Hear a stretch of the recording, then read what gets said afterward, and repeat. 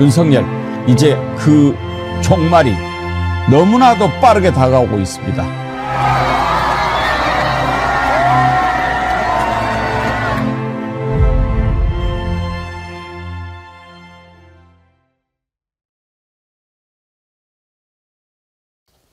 여러분 안녕하십니까? 백운기입니다.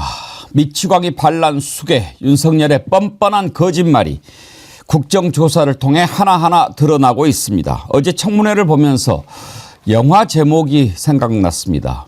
좋은 놈, 나쁜 놈, 이상한 놈. 확실히 윤석열한테 임명장을 받은 장관 치고 제대로 정신이 박힌 사람 찾아보기 힘들었는데 그중에 빛난 사람이 하나 있었습니다. 홍장원 국정원 전 제1차장. 윤석열 거짓말을 한 방에 날리면서 비겁하기 짝이 없는 조태용 국정원장의 의무한 낯짝을 갈겨버렸습니다. 비상계엄이 선포되고 주요 정치인들을 잡아들이라는 지시가 떨어진 긴박한 상황인데도 보고를 피하면서 내일 아침에 보자. 이게 무슨 태도입니까? 그것이 자리 보전의 비결입니까? 비겁함을 넘어서 사악하기 짝이 없는 태도입니다. 증언을 끝까지 거부한 이상민. 반드시 법과 역사의 심판대에서 단죄를 받게 될 것입니다. 정의는 살아있기 때문입니다. 생방송 백운기 정치 1번지 출발합니다. 이제 오늘이 정어리몰에서 준비한 설 선물 세트 주문 마감일인데요. 그래서 한번 정리를 해보겠습니다. 지금까지 돌아보면 참 좋은 상품들 여러분들이 사랑해 주신 게 많았는데 가장 먼저 이제 홍삼 진액 스틱 강령 한국 양봉농협에서 인증하고 판매하는 그 제품이었는데 여러분 정말 사랑해 주셨고 사과 선물 세트 가장 인기가 좋았습니다. 그리고 정어리몰 언양 불고기 설 세트는 완판이 돼버렸고 지금 장어탕 순살 장어탕 10팩을 만들어서 선물 세트 고급 세트 박스로 준비를 했는데 이것도 여러분들께서 많이 사랑해 주셨습니다. 마지막으로 이제 지금 소개를 해드리고 있는 게 이치양명 침향단인데 이것 역시 우리 정어리 TV 이름을 걸고 심혈을 기울여서 만든 선물 세트입니다. 이번 설에 좋은 제품 좀 부담 덜 가게 준비해달라 정어리몰에 부탁을 했는데 이렇게 잘 준비를 해준 정어리몰에 감사를 드리고요. 아직까지 설 선물 못하신 분들은 오늘이 마지막이니까 정어리몰에서 많이 구해서 선물해 주시기 바랍니다. 여러분 오늘이 마지막이니까 많이 주문하시기 바랍니다. 단체 대량으로 주문하면 또 할인도 해주는 번호 있죠. 1551-3158. 예, 고맙습니다. 국회에서 열리고 있는 국정조사에서 윤석열의 뻔뻔한 거짓말이 다 드러나고 있는데요. 이 내용 살펴보기 전에 오늘 아침에 속보가 하나 떴지요. 이준석 방통위원장 탄핵이 기각됐습니다. 윤석열도 탄핵됐고 그래서 혹시 인용이 되지 않을까 했는데 기각이 됐습니다. 참 안타까운 일입니다. 오늘 이 내용부터 먼저 좀 살펴보도록 하지요. 세 분 패널 나오셨습니다. 윤경호 퓨처미디어 연구소장, 신유진 변호사, 안진걸 민생경제연구소장 함께합니다. 어서 오십시오. 안녕하십니까. 윤경호 소장님, 헌법재판소가 이진숙 탄핵을 기각했는데 이제 곧 직무에 복귀하겠죠. 그런데 4대 4로 기각 결정이 났더라고요. 이게 6인 이상의 찬성이 있어야 되니까 기각이 탄핵 사건이니까요. 예. 저는 방통위법 자체에 위반되지 않는다 이렇게 얘기를 했기 때문에 그러면 2인 체제 문제 없다는 얘기를 해서 앞으로 그러면 이진숙과 김태규 여전히 남아있는데 이 남아있는 기간 중에 그동안에 못했던 걸 또 가서 무리하게 의결을 하겠다고 달라들 수도 있겠다. 그자들의 그동안의 처신 행태를 보면 그런 점에서 이 헌재 결정이 좀 유감스럽다는 생각이 좀 들어요. 그 중간에 이렇게 그 변론하고 심리하는 그런 과정을 들여다보면 그 짧은 시간에 어떻게 그렇게 사람들을 검토할 수 있냐. 그런 시간도 안 되는데 그런 지적도 나와서 좀 제대로 판단하겠거니 했는데 신유진 변호사님은 어떤 게 가장 결정적이었던 것 같습니까? 일단 기간이 굉장히 짧았다. 이진숙 방통위원장으로서의 이제 뭐 탄핵에 이르기까지, 파면에 이르기까지의 기간이, 활동 기간이 짧았기 때문에 그거로 즉시 파면하기에는 헌법재판소에서는 좀 그런 면에서 부담을 느낀 측면이 있지 않았나 그런 생각이 좀 듭니다. 다만 이 법원에서는 꾸준히 이것에 대해서 2인 체제 형식 자체가 위법하다라는 결정을 내고 있기 때문에 계속해서 지난번과 같이 뭐 2인 체제로서 많은 사람들을 다시 추가로 임명하고 이런 것은 계속 할 수 없을 것 같습니다.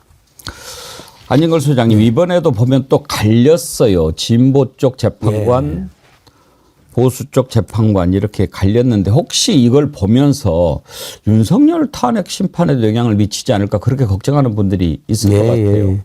아유, 저는 전혀 걱정할 필요 없다고 생각합니다. 아마 헌재에서 혹시라도 논란이 있거나 그다음에 신임 변호사 말씀하신 것처럼 그 임기가 너무 짧아가지고 평가하기가 너무 좀 부담스러운 그런 경우는 탄핵을 기각함으로써 보수적인 국민들에게도 점수를 받은 다음에 논란의 여지가 없이 위헌 불법 개업 내란을 저지른 윤석열, 헌법과 법률을 수시로 파괴하고 어떠한 조사나 공권력의 절차에도 협조하지 않고 있는 윤석열에 대해서는 저는 100% 파면하는 그 길로 가는 과정이 있다. 이진수 복귀해서 또 굉장히 나쁜 짓을 하겠지만 이미 윤석열 정권의 힘이 굉장히 붕괴됐기 때문에 그걸 또 우리 국민들이라든지 정치권이 막아내는 그런 힘과 지혜가 또 있다고 생각합니다. 그래서 굉장히 마음은 무겁고 불편하지만 윤석열 탄핵으로 가는 과정 중에 하나 있는 거라고 저는 생각합니다. 이진숙이 이제 복귀하면 또 어떤 짓을 할지 참 궁금한데요. 그래도 윤석열이 있을 때하고 없을 때하고는 다르지 않겠어요? 물론 다르겠죠. 달라져야 된다. 이거는 뭐 그쪽에서 전혀 들을 것 같지 않은데 신 변호사님 말씀하셨지만 제가 기억하기로는 MBC에 대해서는 위법하다, 무효다 그랬지만 KBS에 대해서는 법원이 인정했잖아요. KBS는 MBC랑 달리 구성하는 절차가 좀 다릅니다. 그래서 이 체제에 대한 이 엇갈리는 판결 이러지 않았나요? 그러니까 그게 엇갈리는 판결이 아니고 MBC와 KBS는 아예 구성하는 절차가 다르기 때문에 즉시 효력이 발생한다고 할 수가 없고 그 중에 한 명을 또 임명한 절차 그런 게 있기 때문에 좀 판결 자체가 모순은 아니고 그 구성하는 방법 자체가 다릅니다. 그러면 2인 체제 그 자체에 대한 평가가 아니었다. 네네네. 그래서 저는 그래서 이제 이진숙 그다음에 김태규는 더군다나 계엄 선포 이후에 그 현란한 쇼까지 벌였잖아요. 예. 사직서 제출 운운하는 거. 그다음에 그 열석 권한밖에 없는데 국무회의에 그런 자가 한덕수 뭐 그다음에 최상목 특히 최상목 지금 권한대행에게 뭐 고성으로 뭐 항의까지 했다 뭐 이런 이제 언론 플레이도 했었고요. 그러니까 그런 점에서 보면 또 뭔가를 밀어붙일 수 있다. 그런데 그 밀어붙일 수 있다라는 게 사실 지금 여러 가지 정통성이 지금 흔들리고 있는 이런 상황에서 과연 거기에 이해관계자들이 그걸 받아들이겠느냐 이런 점에서는 설마 그런 짓을 저는 사실 시민사회의 힘으로 그걸 막아야죠. 예, 오늘 이진숙 탄핵 기각은 또 2부에서 과방위 소속돼 있는 정동영 의원 나오시니까요. 거기에서 좀 더 자세히 짚어보기로 하겠습니다. 속보가 하나 더 들어왔는데요.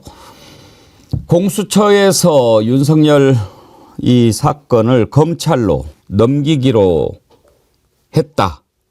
오늘 검찰로 송부를 할 거라는 예상은 있었는데 어제 오동훈 공수처장이 28일 이전에는 하도록 하겠다라고 했는데 몇 차례 구인 제대로 했는지는 모르겠습니다만 아무튼 안 됐죠.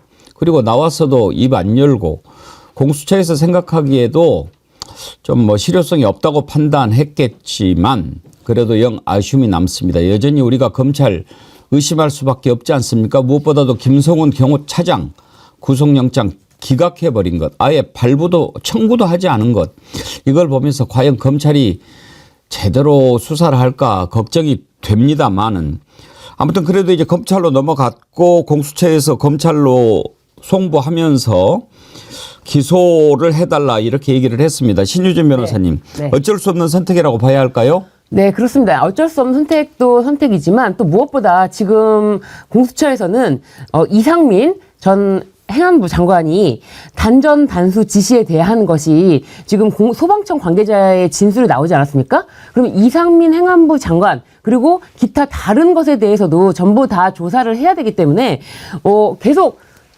진술을 거부하는 피의자 윤석열에게만 모든 것을 다 매달려서 할 경우에 오히려 더 다른 수사가 지체될 수가 있고, 그리고 사실은 진술을 거부하는 피의자에게 지속적으로 불러서 질문을 한다는 것 자체가 그 질문 내용이 수사기관이 이렇게 알고 있구나 이거를 전부 다 공개해 주는 거거든요. 노출해 주는 거예요. 그렇기 때문에 헌법재판소에는 출석을 하지만 공수처의 수사에는 불응하는 윤석열 피의자에게 지금 수사기관이 얼만큼 알고 있고 무엇을 어디까지 조사했고 무엇을 가지고 정확하게 파면에 이르는, 그러니까 내란 행위를 형사처벌할 수 있는 기소를 하려고 하는지 그걸 다 알려주는 거기 때문에 그럴 필요가 없다. 그래서 저는 공수처가 오히려 더 끌고 있다가는 뭐 죽도 밥도 아니지 않냐 예. 이런 것밖에 안 되기 때문에 적절한 시기에 잘 넘겼다라고 생각이 듭니다. 안진걸 소장님, 검찰에 가면 윤석열이 진술할까요? 거기서도 안 하겠죠.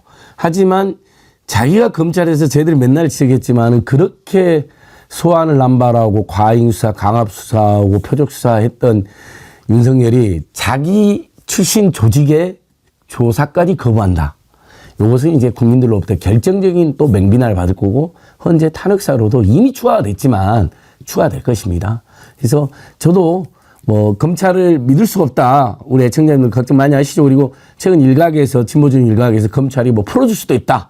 이런 이제 걱정을 제기했는데 검찰이 풀어줄 일은 없다고 봅니다. 그러니까 제가 그걸 경계하고 의심하는 건 해야 되지만 절대 그렇게 함부로 못한다.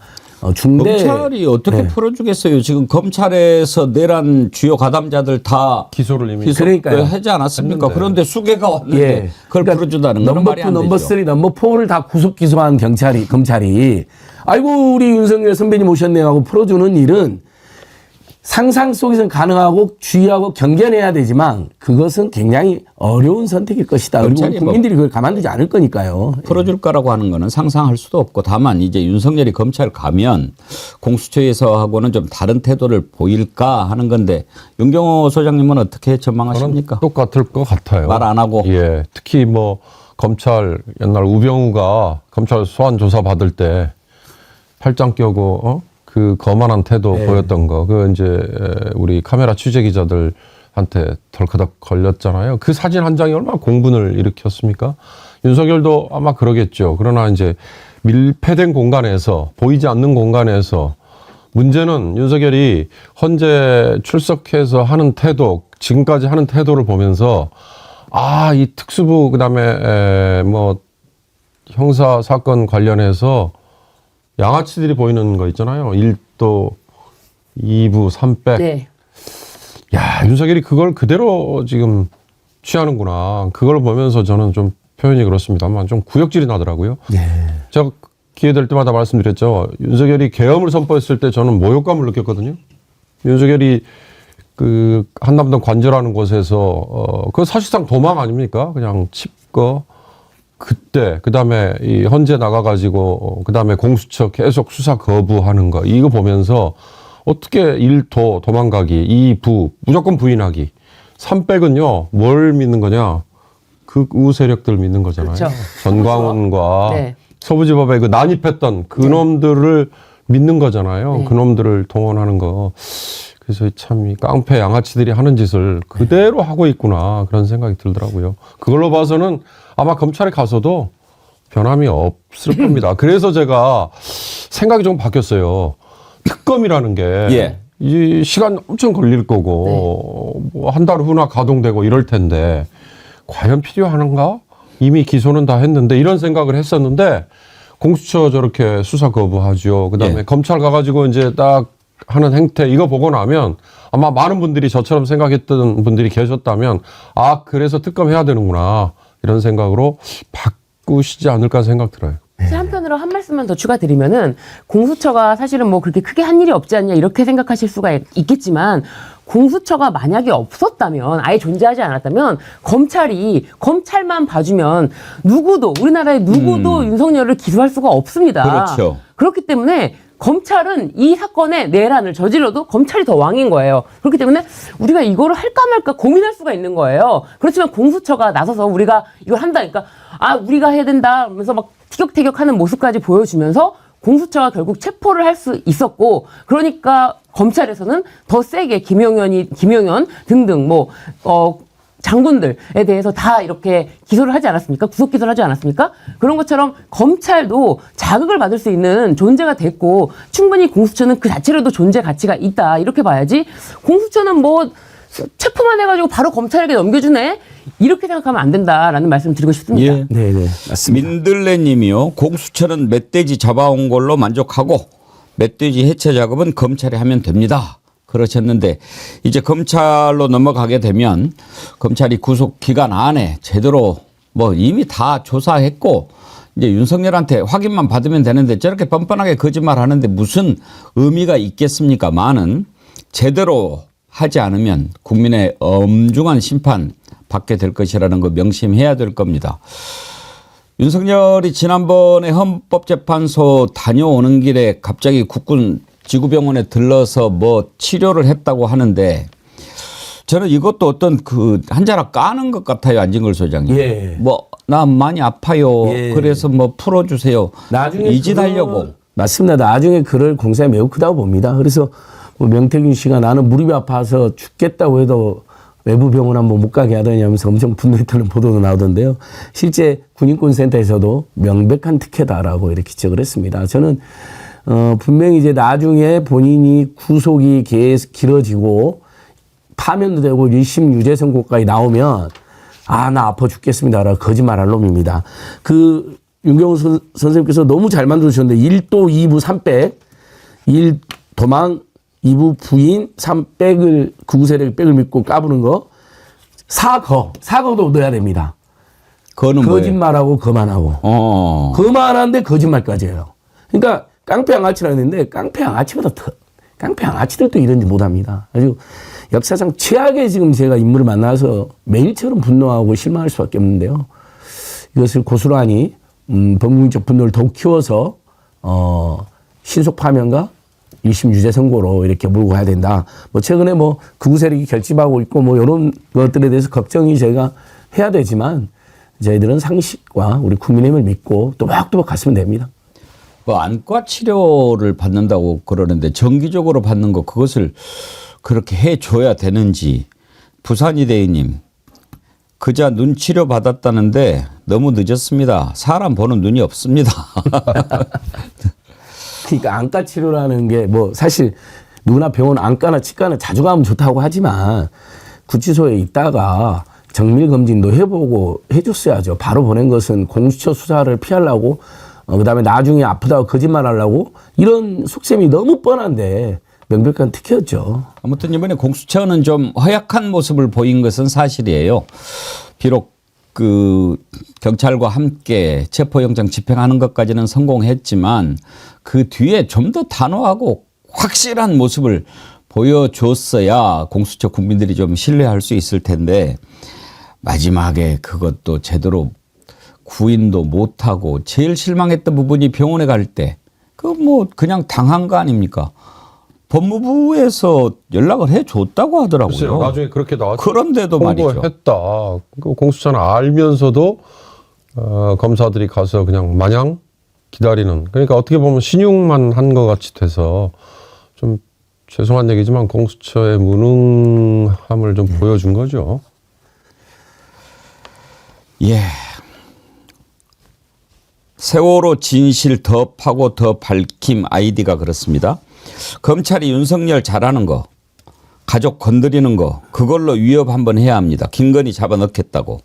그러면은 윤석열 입 열지도 모르겠네요. 신유진 변호사님. 그런 짓거리 잘했잖아요. 입을 연다기보다는 아예 뭐 더 어떻게 나올지 이자가 어떻게 나올지 모르는 자예요. 사실은 지금 뭐 계엄이 부정선거 때문에 했다라는 거 핑계를 대지만 체포 명단 보시면 아시지 않습니까? 국회의장, 그다음에 여당 대표, 야당 대표 이런 명단을 보면은 이게 어디까지나 부정선거가 아니라 개인 사적인 복수심에서 비롯된 것을 알 수 있는데 만약에 이런 복수심이 공수처에서 또 자극을 한다. 그러면은 뭐 이거는 협박이라고 또 난리를 치겠죠. 그러면서 위법 수사다. 뭐 이러면서 더 큰 소리를 칠 수 있게 되는 상황이 될 수 있겠죠. 속보가 계속 들어와서 또 속보가 들어오는 대로 여러분께 전해드리겠는데 한 가지 더 속보가 있지요. 투블럭, 요즘에 투블럭이 유행입니다.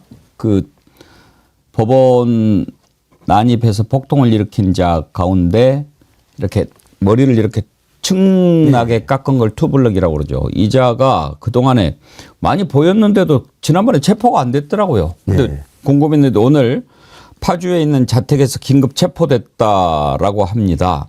근데 신유진 변호사님, 왜 이자를 처음에 체포를 못한 걸까요? 이자는 아예 저도 이제 이자에 대해서 영상을 여러 개를 봤는데 이자가 나타나면은 맨 앞으로 돌진합니다. 그러면서 손가락 하나를 들면서 어떤 신호를 보내면서 다 같이 갑자기 막 경찰을 밀고 들어가는 게 나오고요. 그리고 또 이자가 방화 행위를 한 것을 또 영상이 공개가 됐어요.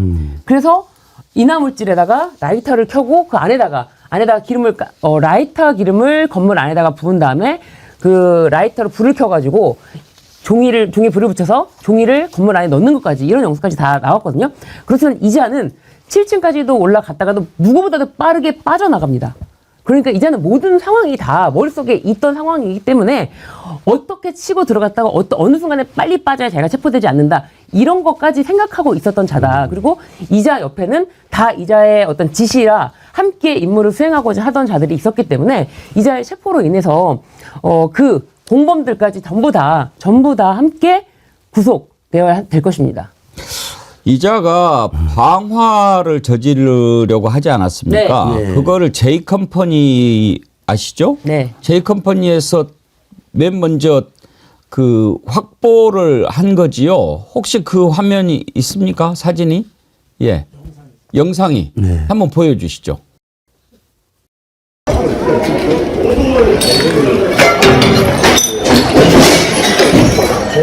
대통령을 갖다가 사람들이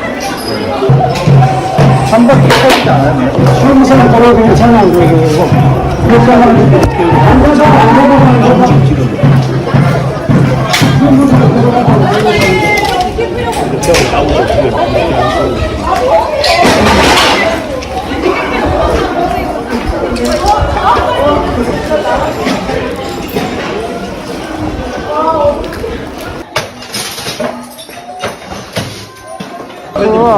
이거 방패막 있잖아. 그거 들고 검수 시간에 바꾸고 날 밟으면 방패막 있잖아. 그거 들고 검수 시간에 바꾸고 날 밟으면 사는데 그리고 앉아. 아무것도 안 하고 있을 때도 엄마들이 후회를 하고. 화면에 보면 지금 방화를 하려고 하는 모습을 볼 수가 있는데 저걸 이제 제이컴퍼니가 어떤 제보자로부터 영상을 받은 겁니다. 제이컴퍼니가 단독으로 이렇게 제보를 받았던 건데 오늘 아침에 좀 어디에서 마치 직접 받은 것처럼 그렇게 했다고 하던데 제이컴퍼니가 그 받은 것이 확실합니다. 그거를 좀 수정을 해드리고 안진걸 소장님 불까지 지르려고 했어요. 예, 봤습니다. 저도 지금 그 제이컴퍼니라든지 아까 보니까 김지호 경기도당 민영 경례 대변인이 성명을 냈네요. 이 방화 시도범이 3명 정도라고 화면에도 한 2-3명 나오는데 이자들이 헌법재판소에도 출몰을 했다는 겁니다. 그러니까 정말 너무 섬찟하네요. 7층, 9층까지 가서 차량경 추가하면서 그래서 제가 사실은 이자들을 내란 목적 살인미수죄로 고발되어 놨습니다. 이건 그 법원이라는 공공기관을 점령하고 파괴해서 기능을 마비시킨 거기 때문에 국권물론 목적의 폭동으로서의 내란이 맞고요. 그러다가 내란을 저지르면서 경찰관들에게 특수상해를 입히고 특수무집행 방해라고 상해를 입히고 심지어 판사는 죽여하고 쫓아간 거거든요. 진짜로 만약에 그런 상상을 해봤어요. 만약에 창경 부장판사가 뭐 뒤처리하다가 퇴근하는 길에 딱 7층에 마주쳤다. 그럼 저자들이 살인까지는 아니어서 저는 린치는 충분히 했다고 보거든요. 사적 테러. 거의 그 살인 미수에 준하는 행위다. 그래서 제가 고백했는데 저 방화 사진까지, 방화 장면까지 보니까 너무너무 섬찟하네. 만약에 안에 지금 사람이 많이 있었잖아요. 수백 명이 집단 참사당할 뻔한 내용이었는데, 야, 이건 준비를 해갖고 왔잖아요. 그냥 날딱불로 이렇게 막 불질을 우발적으로 한 게 아니라 아예 날딱 기름을 안에 붓고, 예. 그렇죠. 그리고 이건 준비까지 왔거든요. 와, 이건 정말 저는 이자들을 선동한 윤석열, 윤상현, 석동현 등 정광훈 등 도저히 용납이 안 됩니다. 이자들이 선동했다고 봅니다. 이 아니에요. 방화제 현주 건조물, 현주 이 지금 사람이 현존하는 건물을 현주 건조물이라고 하거든요. 현주 건조물 방화제 같은 경우에 2001도 6641 대법원 판결에 의하면은 이 건조물 자체에 불이 옮겨 붙지 않았다 하더라도 이 종이 있지 않습니까? 라이터에 불을 켜서 종이에 불을 붙여서 매개물에 불을 붙였다면은 이 방화제의 실행에 착수한 것입니다. 그렇기 때문에 이 건조물 자체가 불이 붙지 않았다 하더라도 방화제에 이미 실행에 착수했고 완성되지 않았기 때문에 미수라고 볼 수 있습니다. 그러니까 네. 방화 시도범이 아니고요. 방화 미수범입니다. 네. 틸다님, 어머나 웬 미남, 웬 소년, 새 패널인 줄 알았어요. 안진걸 소장님, 이런 모습을 숨겼다니. 예, 오늘 헤어스타일이 아주 거의 팬덤을 많이 젊어져 보입니다. 팬덤을 갖고 계시는. 그게 아니고 저기 시간이 없어 머리를 엄청 길렀다가 저희들이 이제 돈이 없으니까 이발하러 갈 때 왕창 깎습니다. 그래야 이제 또 몇 달 버틸 수 있잖아요. 예, 그래서 왕창 깎고 왔습니다. 아주 산뜻하고 보기 좋습니다. 더 벌써 젊어 보이고. 잘하겠다고. 예, 그동안에 참 애 많이 쓰셨는데 아닙니다. 또 그렇게 머리도 깎고 그러면 기분이 새로워지지 않습니까? 예. 그래서 방금 새로운 기분으로 예. 경찰청 소경차 앞에 가서 정강훈 구속과로 고발인 조사, 예. 촛불행동이랑 검사가 원사 모임이랑 민생님 고발했거든요. 나경원, 윤석열, 나경원, 윤상현, 석동현 등은 별도로 하고 정강훈을 먼저 유차내란 어제 올라오는데 이제 저게 고발했을 때 모습이고 오늘 이제 고발인 조사도 갔다 왔습니다. 이제. 정광훈 저자는 반드시 이번에 조사를 해야 됩니다. 지금 또 이 그자가 투블럭은 아니죠. 전도사라고 하는 예, 다른 사람입니다. 다른 사람. 네. 이 뭐시기? 예, 그래서 이영석. 예. 실명도 나왔습니다. 예. 그 7층 갖고 막 판사실을 발로 막 차고. 예. 와, 그게 얼마나 위협적이고 저는 판사님들이 참 못 이룰 것 같아요. 근데 지금 그 전도사라고 하거든요. 그리고 조 뭐시기인가도 전도사 뭐 임명됐다 하더라. 그러고 박수를 막 쳐주고 그러는데 특임 전도사라고 그래요. 나 또 그런 것도 처음 들어봐. 정광훈이가 정말 목사인지 어떤지 이거 한번 좀 조사를 해봐야 되는데 전도사는요. 윤경호 소장님 잘 아시죠? 신학교를 나와야 돼요. 신학대학을 나와서 전도사 시험을 봐서 돼야 전도사가 되고 그다음에 또 일부 교단에 따라서 강도사도 하고 그다음에 목사 안수를 받고 이러는 건데 야, 너 전도사 해 그러면 전도사가 되는 겁니까? 그 전도사 다음에 또 강도사라는 표현을 하셨잖아요. 그래서 한때 그 사교 집단 특히 이제 사이비 기독교 집단에 조롱하면서 좀 나돌았던 얘기 중에 혹시 그런 말씀 들어보셨어요? 강목 집사, 수금 전도사? 어허. 그 이제 그런 게 저는 딱 떠올라요. 그래서 그 사랑제일교회죠 아마 거기가 재개발된다고 할 때 그 재개발 추진위원회와의 갈등. 네. 그때도 저런 전도사를 자임했던 아까 특임 전도사라고 얘기하셨는데 그런 자들이 거의 뭐 공포 분위기를 조성하는 그리고 항상 싸움의 맨 전선에 나섰다 뭐 이런 거. 근데 이제 저 전도사라고 규명이 된 저 친구가 7층에 가서 두드러 깨는 네. 거에 가장 선봉에 섰잖아요. 저는 정광훈, 윤상현, 뭐 나경원 등등 이 부추기는 선동 이거 말고요. 저 난입 세력이 어떻게 7층에 차은경 판사의 방이 있다는 걸 알고 있었느냐. 속속들이. 그리고 서버가 어디에 있다는 것도 알고 있었느냐. 서부지법의 그 건물 구조를 상당 부분 누군가에게 전해 듣고 갔을 수 있다라는 추정, 그거에 저는 귀가 번쩍 뜨이더라고요. 그런 점의 연결고리를 찾아내면 그걸 누가 얘기해 줄 수 있는지 그거 규명을 반드시 해내야 된다. 단순한 선동, 부추김 이것만으로 끝나지 않는 역할을 한 사람들이 분명히 있을 것이다. 그게 아까 그 고리가 전도사 그 친구를 확실한 수사해야 된다고 생각합니다. 무슨 전도사야? 그 뭐 교회에서 마음대로. 그런데 전도사라고 칩시다. 전도사 하는 얘기 한번 들어보실래요? 지금 정광훈 교회 측에서는 뭐 사례비를 준 적도 없고 뭐 정식으로 한 것도 아니고 이런 식으로 발을 뺍니다만은 정광훈이 오다만 떨어지면 나는 한다. 이런 얘기를 하는 자입니다. 한번 들어보시죠. 애국운동하면서 벌금 나온 것도 있고 그래서 경고장을 받아가지고요. 간단하게 말하면 위험한 상태예요. 저는 또 다시 감옥을 갈 수도 있어요. 그럼에도 불구하고 저는 나옵니다. 여러분들. 명령 떨어지자 숨도 안 쉬고 쳐들어갑니다. 경찰 명령이 있는데도. 눈꽃만큼도 고민 안 해요. 총 맞아 뒤지던 몽둥이를 맞아 뒤지던 간다고 명령이 없어서 안 나간 것뿐이에요. 언제든지 나갈 각오가 돼 있다고 여러분들. 저 뒤에 있는 게 십자가입니까?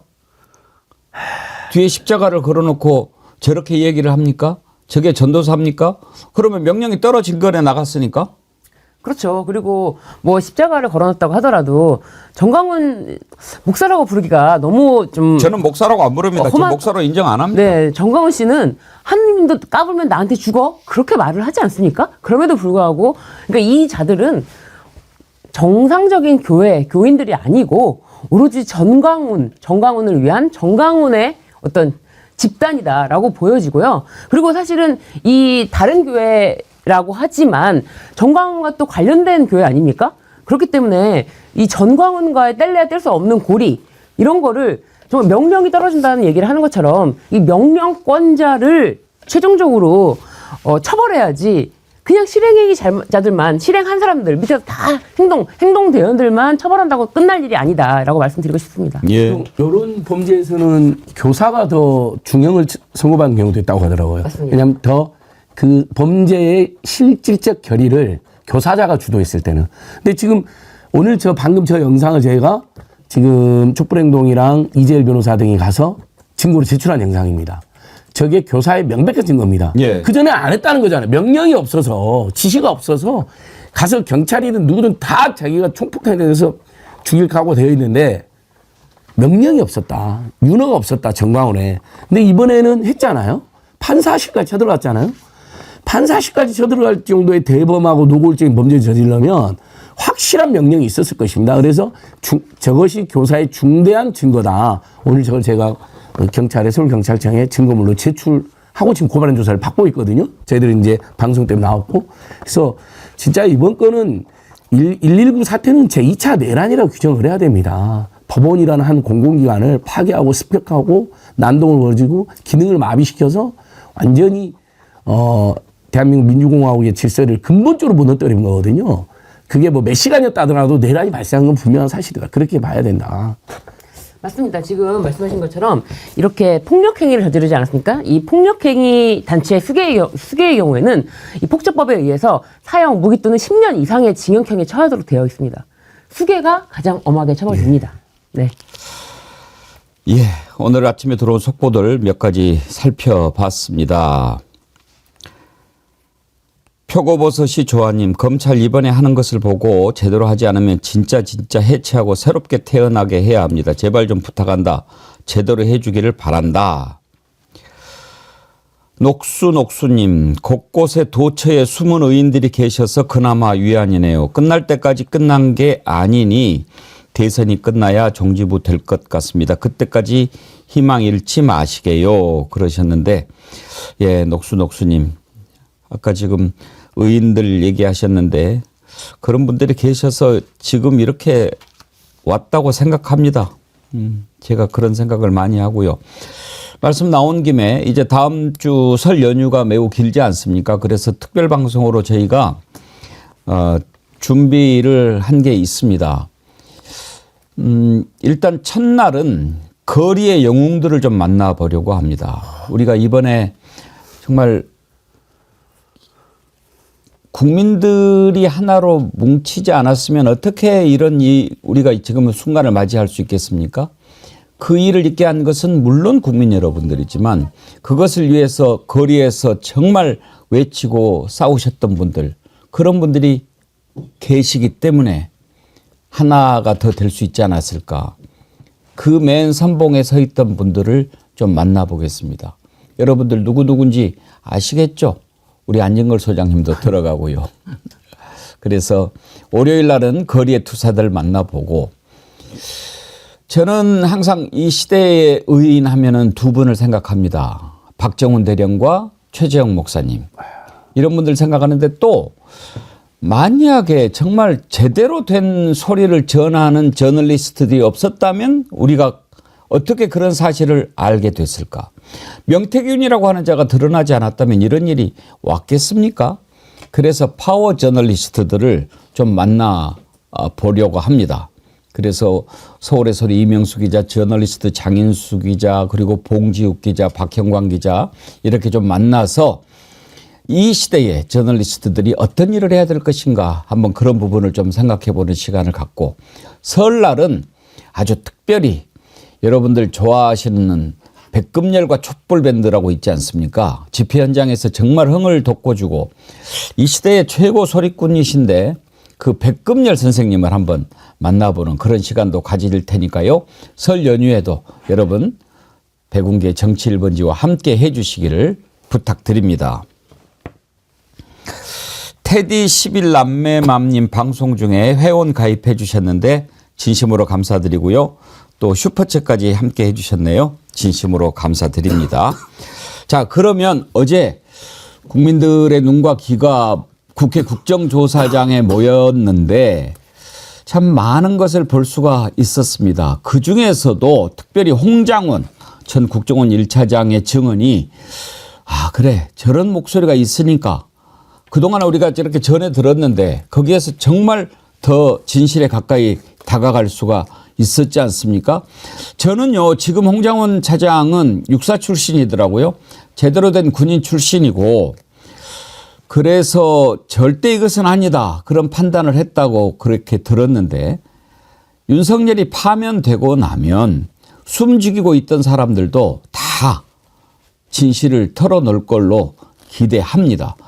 먼저 홍장훈 차장이 그때 당시 긴박한 상황을 얘기했던 것부터 한번 들어보시죠.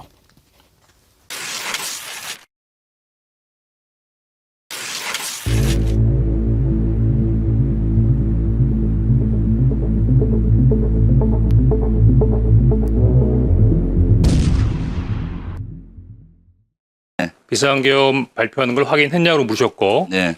그다음에 조금 좀 강한 어투라서 말씀드리기가 좀 어렵습니다만, 하여튼 이번에 다 잡아들여서 싹 다 정리해라라고 말씀하셨습니다. 근데 그때 목적어가 없었습니다. 그래서 어느 누구를 그렇게 해야 되는지까지 잘 몰랐고, 그렇다고 대통령께 누구를 체포하라는 말씀이십니까? 라고 여쭤보기도 뭐해서 잠깐 기다리고 있는데 대통령께서도 약간 말씀에 퍼지가 있었습니다. 그러더니 지금 주시겠다는 건지 아니면 향후에 주시겠다는 건지 말씀하지 않은 상태에서 국정원의 대공수사권을 줄 테니 이번에는 일단 방첩사를 적극 지원해라. 아마 방첩사에 자금이면 자금, 인원이면 인원 무조건 지원해라고 말씀하셨습니다. 이제 저런 전화를 받고 그걸 이제 조태용 국정원장한테 보고를 하러 갔지요. 그런데 조태용 하는 꼴하지 한번 보십시오. 안진걸 소장님. 네. 딱 앉으니까 일어나 버렸다는 거 아닙니까? 네. 내일 합시다. 지금 그 난리가 났는데 이게 뭡니까? 자기는 엮이지 않겠다거나 아니면 심정적으로 윤석열 편을 들어주거나 둘 중에 하나인 거죠. 알고 있었던 거죠, 지금. 알고 있었던 거죠. 그래서 예민한 거 나한테 이야기하지 말라는 거죠. 네가 하려면 해라 이런 거죠. 하려면 네가 해. 나 보고하지 마. 그거 불법이거든. 네가 집을 써가지고 임마 나한테 그런 예민한 이야기를 해. 뭐 너무나 비겁하고 비열한 사람이죠. 같이 원래는 이렇게 해야 되잖아요. 아, 자네도 전화를 받았나? 그러면 이건 위헌이고 불법이니까 우리가 안 된다고 말합시다라고 해야죠. 소극적이라도 그렇게라도 불복하고 저항하고 의사를 내야죠. 그래도 용기 있게 몇 명은 윤석이 그렇게 윽박지르는데도 몇 명 그래도 이건 아닙니다 했다는 거 아닙니까? 그래서 최소 서너 명 정도는. 윤경호 소장님 조태용이 외교관 출신이죠. 외교부. 그렇습니다. 안보실장도 잠깐 하다가 갔고요. 주미대사도 주미대사 하다가 불려 들어왔죠. 예. 안보실장으로. 근데 이제 처음부터 윤석열 캠프에 관여한 핵심이죠. 핵심. 문제는 저는 짐작컨대 조태용이나 심지어 한덕수 전 총리 이들은 김용현으로부터 또는 윤석열로부터 계엄에 대해서 분명히 당일 아침 또는 그 전에 통보를 받은 자들이라고 저는 생각합니다. 사전 모의에 가담했을 수 심지어 있어요. 사전 모의에 그럼요. 당연히 예. 같이 있었다. 핵심일 수 있습니다. 그러나 그렇게 안 하고 어떻게 계엄을 합니까? 그 조태용이 그 다음에 얼버무렸던 뭐 이런 것들이 단순히 뭐 비겁하다, 뭐 나는 책임 안 지겠다 이런 차원을 넘어서 아까 안 소장님이 잠깐 얘기하시다 말았는데 부당한 명령에 저항하고 부당한 명령에 불복종 거부했던 사람들도 있잖아요. 근데 이 자들은 그게 아니고 같이 공모를 한 거거든요. 그러니까 공모를 한 사람들에게 우리가 여기는 뭐 관여를 안 했으니까라고 얘기할 수 있는 대상은 저는 아니라고 봅니다. 신유진 네. 변호사님, 조태용의 행동은 나중에 이게 법적으로 내가 문제가 될 수도 있으니 일단 뭐 좀 보고를 안 받은 걸로 하자 이런 잔머리에서 나온 거 아니겠습니까? 일단 그런 걸로 보이는데 예. 그 뒤에 바로 오히려 홍장원 1차장을 경질을 합니다. 예. 경질을 하는데 홍장원 1차장이 말을 안 들었네. 그래서 윤이 직접 경질하라고 지시했는지 아니면은 조태용 국정원장이 경질을 건의했는지 이것에 대해서 설왕설래가 되니까 자신이 경질하라고 건의를 드렸다. 이렇게 얘기를 하는 거예요. 그러면서 윤 대통령 체포하라고 한 지시한 적이 없다. 이런 식으로 이제 이 사건, 내란 사건에 대해서 두둔하는 쪽으로 자기는 완전히 돌아선 거기 때문에 자기는 그 내란 당시에는 참여한 바는 없지만 홍장원이 정치적 중립 의무를 위반했고 그렇기 때문에 홍장원의 말을 믿을 수가 없다. 이런 식으로 윤석열 편이 된 거죠. 홍장원 차장이 그런 얘기를 하더라고요. 보고를 했냐 안 했냐 또 뭐 너 잘랐냐 안 잘랐냐 참 망설이더라고요. 앞에 왜 바로 그 옆에 국정원장이 있으니까 바로 그저께까지도 상관으로 모셨던 사람인데 그 사람이 나 보고 안 받았습니다. 나 뭐 안 잘랐습니다. 이렇게 거짓말을 딱 해대는데 그 앞에다 대고 너 그러지 않았잖아 라고 이야기하는 것이 얼마나 힘들겠습니까? 그럼에도 불구하고 이야기를 한다. 왜? 이게 너무나 엄중한 상황이니까. 그렇게 얘기를 하는 걸 보면서 그 인간적인 고뇌 그리고 참 올바르게 살아가려고 하는 그런 자세 그런 걸 읽을 수가 있었는데요. 이 부분에서 저는 특별히 당신은 정말 정신이 제대로 박힌 자이군 그런 생각을 했습니다. 어떤 부분이냐면 정치인들 체포하라고 뭐 명단을 이렇게 불러줬잖아요. 이걸 쭉 들어보면서 이건 아니지 않느냐. 14명인가 불러줬는데. 그러면서 그 말을 하던데 참 와닿았어요. 이런 짓을 매일 하는 데가 있습니다. 어디? 북한. 이런 것을 매일 하는 곳이 있습니다. 어디? 북한 보위부. 다 그렇게 얘기를 하는데 아주 멋있는데 한번 들어보실까요? 경질당한 것이 정치적 보복으로 느끼셨겠네요? 처음에는 그러니까 두 가지로 나눠서 생각해야 되는데 12월 5일에 얘기할 때만 하더라도 저 대통령 좋아했습니다. 시키는 거 다 하고 싶었습니다. 근데 그 명단을 보니까 그거는 안 되겠더라고요. 예를 들어서 위원장님 집에 가셔서 편안하게 가족들하고 저녁 식사하고 TV 보시는데 방첩사 수사관과 국정원 조사관들이 뛰어들어서 수갑 채워서 벙커에 갖다 넣었다. 대한민국이 그러면 안 되는 거 아닙니까? 그런 게 매일매일 일어나는 나라가 하나 있습니다. 어디? 평양. 그런 일을 매일매일 하는 기관 어디? 북한 보위부. 이상입니다. 전율이 느껴지지 않습니까? 그렇죠. 대한민국은 그러면 안 되는 거 아니겠습니까? 라고 말했지만 저는 대통령은 그러면 안 되는 거 아닙니까? 대통령이라는 자가 어디 정치인들을 체포해서 벙커에 갖다 넣어라. 평양이라고 말한 것은 독재자가 되려고 하는 거 아니냐. 자신의 정치적 목적을 위해서 정치인들을 그저 다 벙커에 구속하고 자기가 독재자가 되려고 하는 모습. 그거를 민낯을 낱낱이 공개했다고 보여집니다. 저는 홍장원 차장의 저 말이 올해의 말이라고 생각합니다. 네. 그 국정원이 뭐 여러 가지 권한 축소하고 국내 정치 관여 못하게 하고 그다음 담당 부서 다 폐지하고 심지어 뭐 출입하는 기관원 뭐 출입이라는 표현 썼잖아요. 그거 없애고 했는데 그러면서 이제 조금씩 일반인들 알게 된 1차장의 권한이라는 게 해외 파트잖아요. 그 홍장원 1차장도 과거에 뭐 조금씩 이제 알려졌습니다만 원래는 본인의 신분을 드러나지 않고 그냥 활동을 했던 뭐 흔히 말하는 블랙요원 출신이라는 것. 블랙요원 출신이지만 주로 했던 일은 결국 대공 업무였을 거거든요. 그러니까 북한에 대해서 저렇게 자신 있게 얘기를 한 건데 과연 윤석열이 그런 역할을 하는 1차장을 불러서 이거 싹 잡아들여라고 지시한 그게 도대체 뭘까 저는. 그게 과연 제정신인가. 아니 국정원에 권한이 있다 없다를 떠나서 국정원한테 다시 대공수사권을 줄 테니 이런 역할을 해. 인력 다 보내줘. 그다음에 핵심이 자금 마음껏 보내줘 이거였잖아요.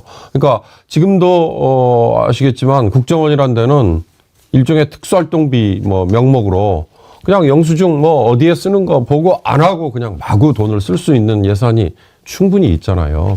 그러니까 이제 그런 걸 써먹으려고 했던 건지 아니면 전혀 그거와 상관없는 업무를 했던 집단 조직에게 그런 일을 맡겼.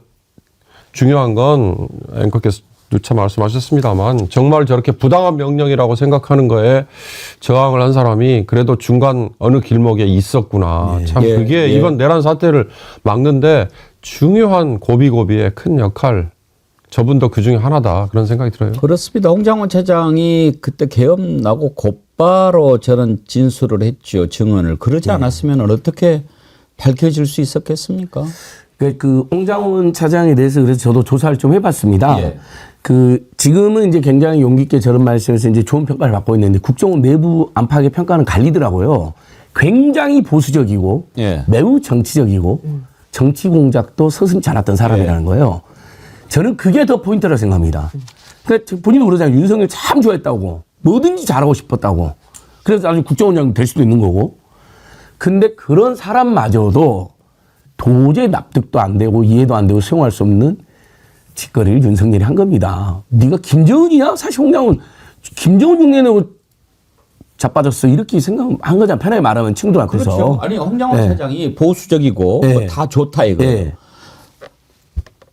진보만 애국자가 아니죠. 그러니까요. 보수도 애국자가 있죠. 맞습니다. 공작도 잘하고 뭐 국정원에 있으면 그런 거 잘해야죠. 그런데 그 잘하려고 하는 건 뭐냐? 대한민국을 지키기 위해서란 말이에요. 예. 그런데 윤석열 하는 짓을 보니까 이건 평양이고 이건 국가보위부 하는 짓이라 똑같지 않냐 이런 생각을 했는데 그게 진짜 보수 아닙니까? 그렇습니다. 그래서 제가 그 이야기를 드리고 싶었던 겁니다. 그러니까 저 사람은 굉장히 뭐 말하는 게 훌륭하고 혹시 개방적이고 진보적인 사람인가? 그래서 반대했나? 이렇게 오해하는 분도 있어요. 그게 아니라 국정원 내에서 가장 보수적이라는 평가가 받고 예. 극우적이라는 평가도 받았고 제가 아는 국정원 직원에 연락을 해보니까 평가가 엇갈리더라고요. 근데 좋은 평가를 못 받았다는 거예요. 지난 정부까지. 너무 극단적이어서. 근데 여러분 그런 사람마저도 예. 윤석열은 미치광이 지시를 한 거라고 생각한 거예요. 대한민국 파괴하는 짓을 했다. 수용을 못 한 겁니다. 그래서 저분이 고맙잖아요. 근데 뭐냐면 보수 중에도 그래도 최소한의 상식과 선을 가지고 있는 보수도 있다는 게 고마운 겁니다. 저 사람들이 저항을 해준 거죠.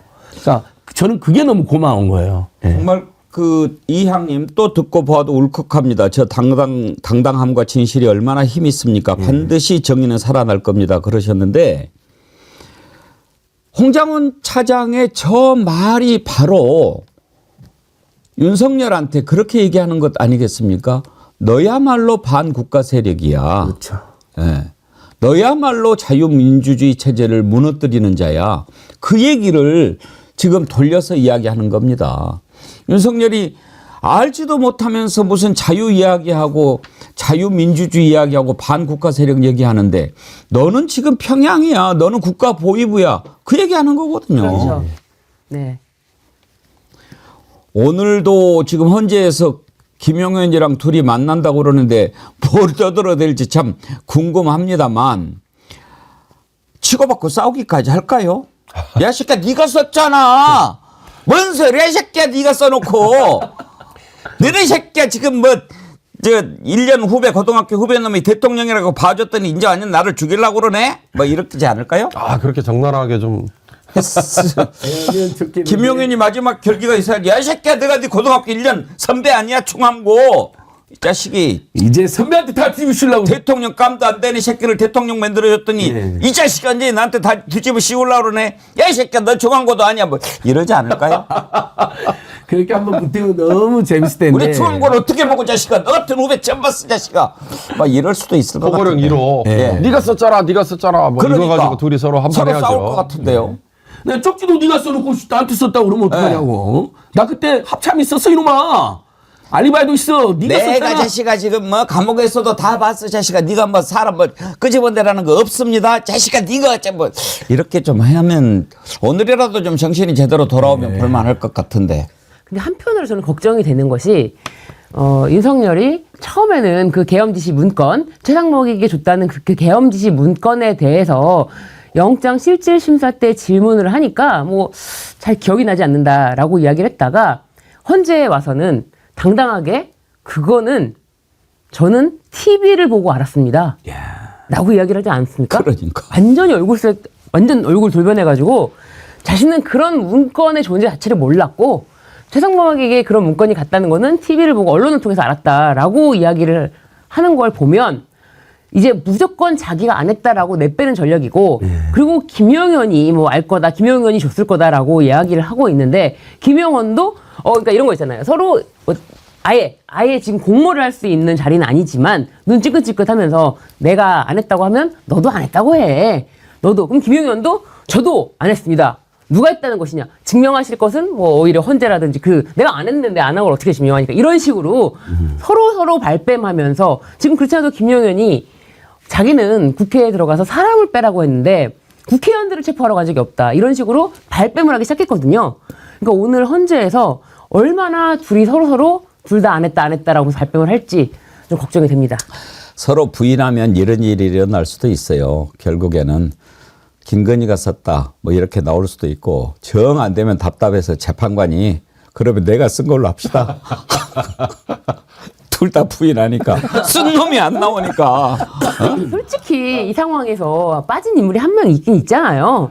전혀 이 사건에 대해서 지금 배제되고 있고 지금 관저에 속을 잘 혼자 잘 먹고 잘 지내고 있는 잘 먹는 건 잘 모르겠습니다만 어쨌든 소굴에 있는 한 명이 지금 이 상황에 철저하게 배제됐는데 이렇게 민감한 사안에 철저하게 배제될 인물인가?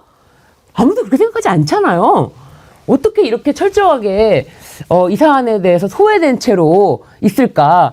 이제쯤이면 뭐 이야기가 나와도 되지 않을까? 그래서 김용현이 오늘 뭐 양심 고백을 하면은 매우 박수를 쳐드릴 용의가 있습니다. 양심을 고백하려면 양심이 있어야 고백을 할 거 아닙니까? 그 양심이 없는 자들한테 그런 거 기대할 수가 없습니다. 그나저나 오늘 참 두 사람이 만나면 어떻게 될까? 우리가 지금도 윤경호 소장님 기억하는 게 전두환하고 노태우가 법정에서 만나가지고 손 딱 잡는 거 기억나는데 오늘 이 자들은 만나면은 어떨 거예요? 아마 악수도 안 할 것 같은데요. 일단. 지금 배신했나요? 포고령 일단 그거 관련해서 일단 한판 네가 했니 안 했니? 붙었죠. 한판 붙었고 그다음에 체포 지시 여부 뭐 이런 거. 또 아까 잠깐 말씀하셨잖아요. 쪽지 최상목 권한대행에게 당시 최상목 경제부총리에게 줬다는 그거 굉장히 중요한 고리잖아요. 그러니까 그러니까 헌법기구인 비상의회와 비슷한 기구를 만들려고 했다 안 했다 이거 정말 결정적인 건데 그런 여러 가지 것들에서 벌써 이미 부딪혔기 때문에 저는 그래서 헌재에서 증인을 또 자리 배치를 어떻게 할까 이것도 좀 궁금하긴 해요. 오늘. 그 문서에 정확하게 비상입법기구라고 딱 써져 있습니다. 그러니까 지금 저는 그런 생각도 들어요. 윤석열 이자가 얼마나 참 양아치입니까? 이 포고령 그것도 지금 내가 안 하고 뭐 국방장관이 뭐 했다 이렇게 지금 이야기하지 않습니까? 네. 그리고 최상목 그 문건 준 것도 나는 준 거 없고요. 그거를 했다면은 김용현인데 이제 이렇게 이야기하잖아요. 그러면 이자는 머릿속에 지금 무슨 생각을 갖고 있냐면 내란 수괴는 사형이나 무기징역, 무기금고잖아요.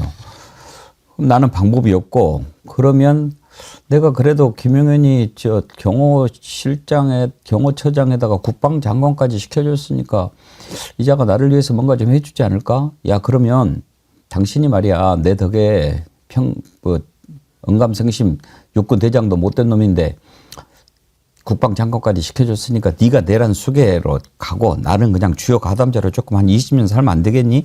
이런 생각할 놈도 될 것 같기도 하고. 충분히 그런 생각하죠. 그렇죠? 예, 그래서 다 김용현이를 오히려 내란 수계로 지금 몰고 가려고 김용현이한테 다 뒤집어 씌우려고 하고 있죠. 근데 김용현이 그것을 수용할지 반발할지 아니면 적당히 자기들끼리 뭐 타협을 할지는 아직까지는 정확히 확인 안 됐지만 그 최상무기가 거짓말할 이유가 어디 있습니까? 최상무기가 거기도 윤석열 팬인데 법대 후배라고 지가 막 팬이라고 그런 식으로 이야기했는데 근데 정확히 진술했잖아요. 대통령이 불러가지고 자기 이름을 불러서 그 장관이라도 안 했겠죠. 여기 상무가 그랬겠지. 과후배라고. 상무가 하면 딱 줬는데 거기에 비상입법규 딱 써져 있는데 국회가 하는 자금 다 차단하라고. 완전히 전두환과 히틀러를 정확하게 김정은과 전두환 히틀러를 모방한 겁니다. 그리고 국회 가서 인사 안 하는데 이제 모든 게 다 풀어져요. 국회 시정연설을 하라느냐. 이미 그때부터 쿠데타 일으키고 해산시킬 생각 없기 때문에 저는 조무래기들한테 방과 세력들 모였는데 뭐하러 인사로 가냐. 이미 마음을 먹었던 거예요. 김용현이도 그랬고 인사 안 했죠. 윤석열 아예 연설을 거부했죠. 그다음에 그 여인영 부승찬호 막 물어보니까 왜 나한테 성질을 내십니까 하면서 그 사리에 띈 표정전 이게 다 이미 그때부터 이 자들이 곧 있으면 니들은 내가 다 죽인다. 그게 다 철저한 시나리오가 있었다. 예. 하여튼지 이상한 놈들도 많고요. 나쁜 놈들도 많고요. 어디까지 나빠질 수 있는지 한번 보도록 합시다. 방금 전에 김건희 얘기를 하셨는데 어제 또 김성훈 경호차장 이 자식이 나와가지고 그냥 저는 요즘에 텔레비전 볼 때 좀 괴로운 게 몇 가지 있어요.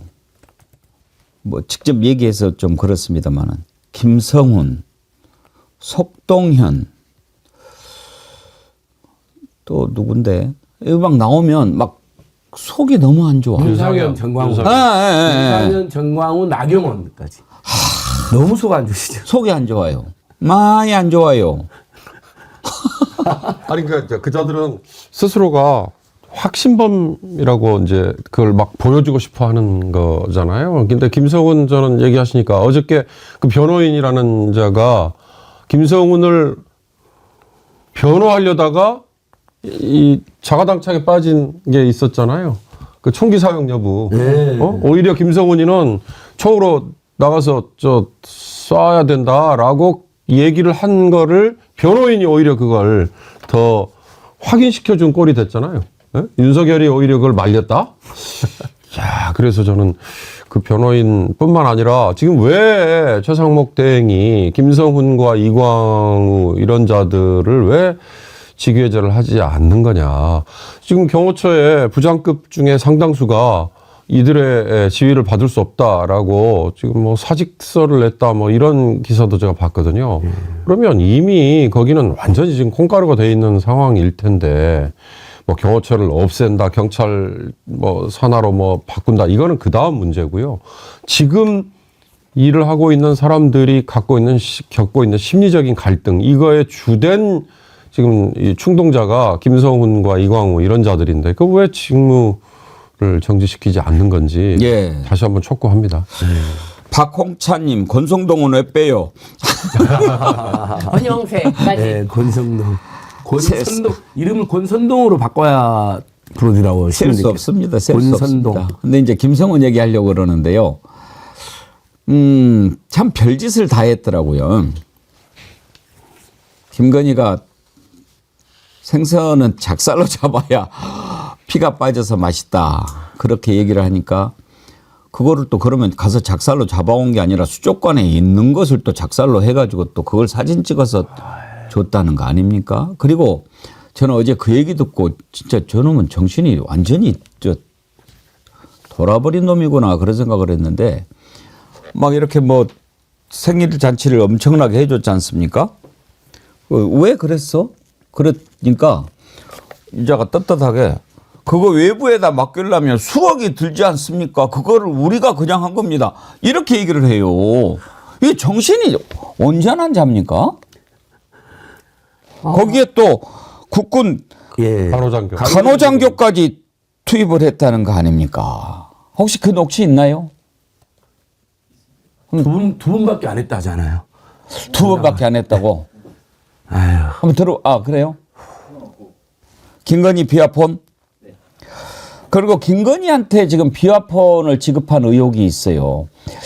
이자는 뭐만 얘기하면 이거 경호 비밀이다라고 이야기하는데 김건희 비화폰 줬을 거예요. 그 준 증거가 있고 제보가 있으니까 윤건영 의원이 물어보지 않았겠어요? 한번 들어보시죠.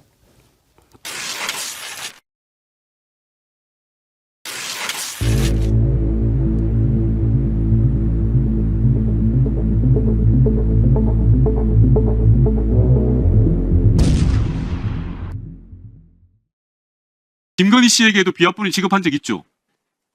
확인해 드릴 수 없습니다. 왜 확인을 못합니까? 자기한테 불리한 건 확인을 못한다 그러고 아까도 말씀드린 것처럼 저희는 제가 질의하고 있습니다. 본인한테 불리한 건 확인하지 못한다 그러고 그렇게 해서 이 자리가 그런 자리 아닙니다. 맞습니다. 예. 대통령이 배우자한테 비화폰을 지급해야 될 내용이 있나요? 다음 PPT 봐주십시오.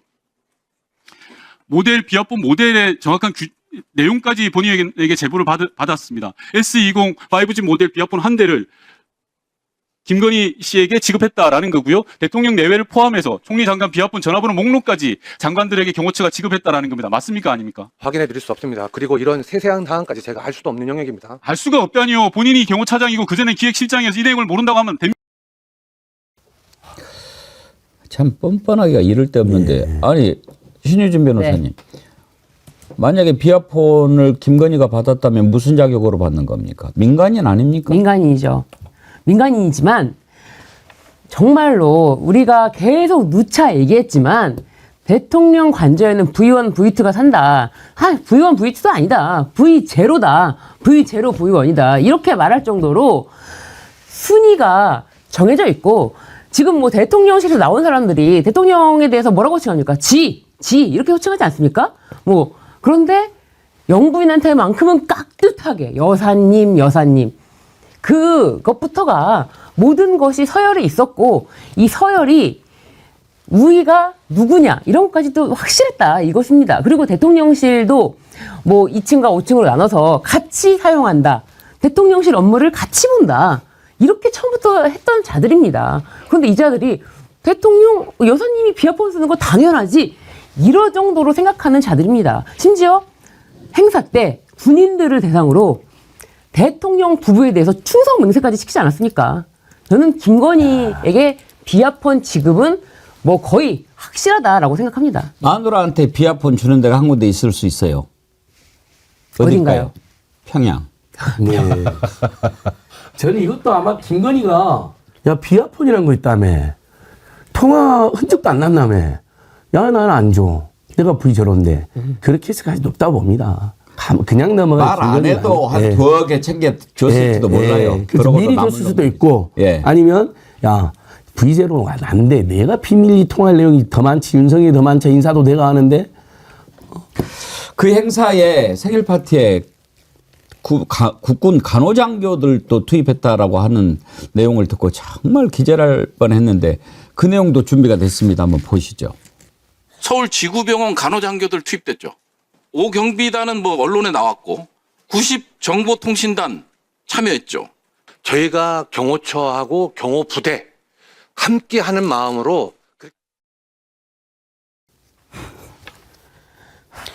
그 84만 몇 분 그 노래 그 심정으로 저런 작태를 아마 벌였을 텐데 저 이제 보도가 됐으니까 그런데요. 국회의원들이 저런 거를 조목조목 따지고 나면 저 김성훈이라는 작자는 다시 돌아가서 이거 누가 유출했어? 누가 제보했어? 마녀 사냥을 한다는 거 아니에요. 그러니까 빨리 도대체 지금 경호처 안에 그래도 이 부당한 이 처사 이거 안 됩니다라고 하는 생각을 갖고 있고 버티고 있는 양심을 가진 직원들, 경호관들을 김성훈과 이광호는 2중, 3중으로 지금 괴롭히고 있고 떳떳하게 지금 더 큰 소리 치고 있는 이거를 계속 보고만 있어야 되느냐. 네. 거듭 말씀드립니다. 그러니까 원래 저게 지금 현재 김성훈하고 이광호 감독이 직장 내 괴롭힘을 자행하고 있는 거거든요. 공익제보자를 색출한다는.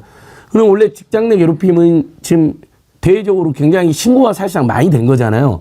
그러면 인사권자가 원래 분리조치를 해줘야 됩니다. 지금 현행 근로기준법상으로도요. 맞습니다. 그럼 최상무기는 제일 먼저 김성훈과 이광호에 대해서 최소한 해임까지는 안 하더라도 직무정지라도 내려줘야 됩니다. 그래갖고 니들은 그 경호처분서 손을 떼라 지금 당분간은. 왜? 다수의 지금 직원들이 당신한테 갑질당하고 감질당하고 보복을 당하고 한다.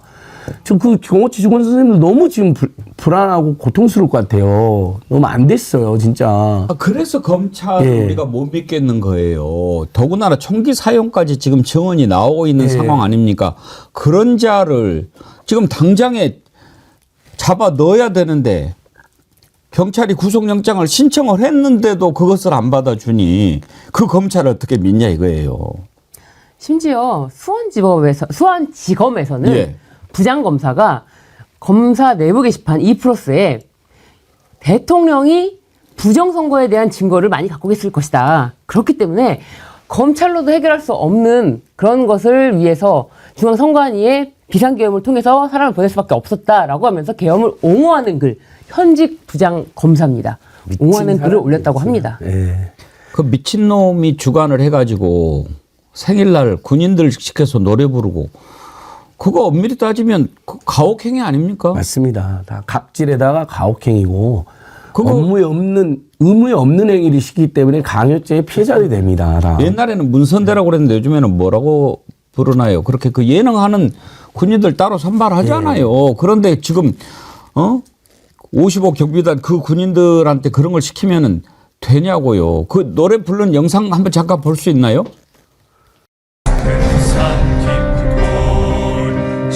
적막한 상하 눈 내린 전선을 우리는 간다. 인생의 목숨을 조아가고 자유해가 남나를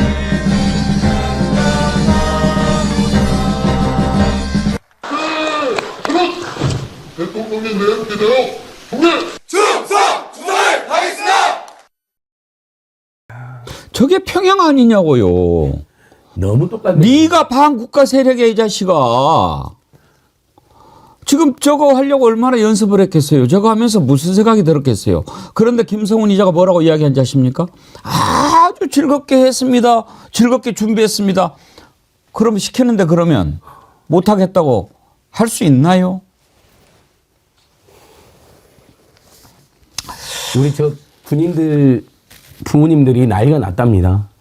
나라 지켜라고 보내놨더니 윤석열, 김건희 같은 양아치, 깡패, 사이비 무속 집단한테 충성을 다하치는 공연이나 시키고 충성하게 만들고 진짜로 부모님들이 너무 뭐 당사자들도 자괴감이 있을 거고 우리 청년들도 부모님들도 너무 열받아가지고 잠을 못 잘 정도라고 여기저기서 지금 제보가 쏟아지고 있습니다. 하나하나 다 이제 예, 나올 다 겁니다. 예.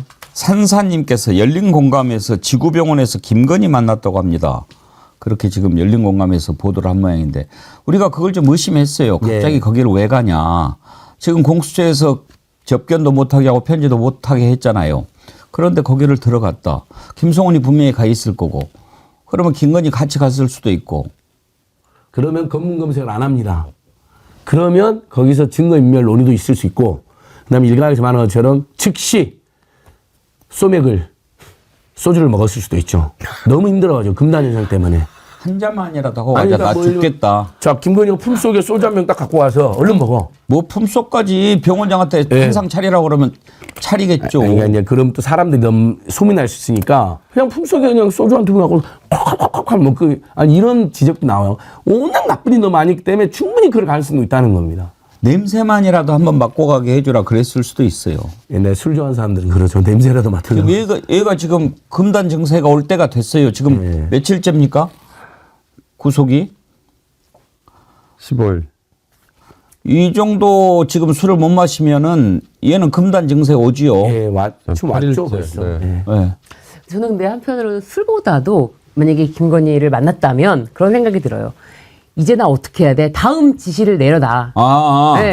지침을 받아야 되니까. 그러니까 이게 김건희 아니면 아무것도 못하니까. 그렇죠. 그러니까 술보다도 더 중요한 게 말씀이다.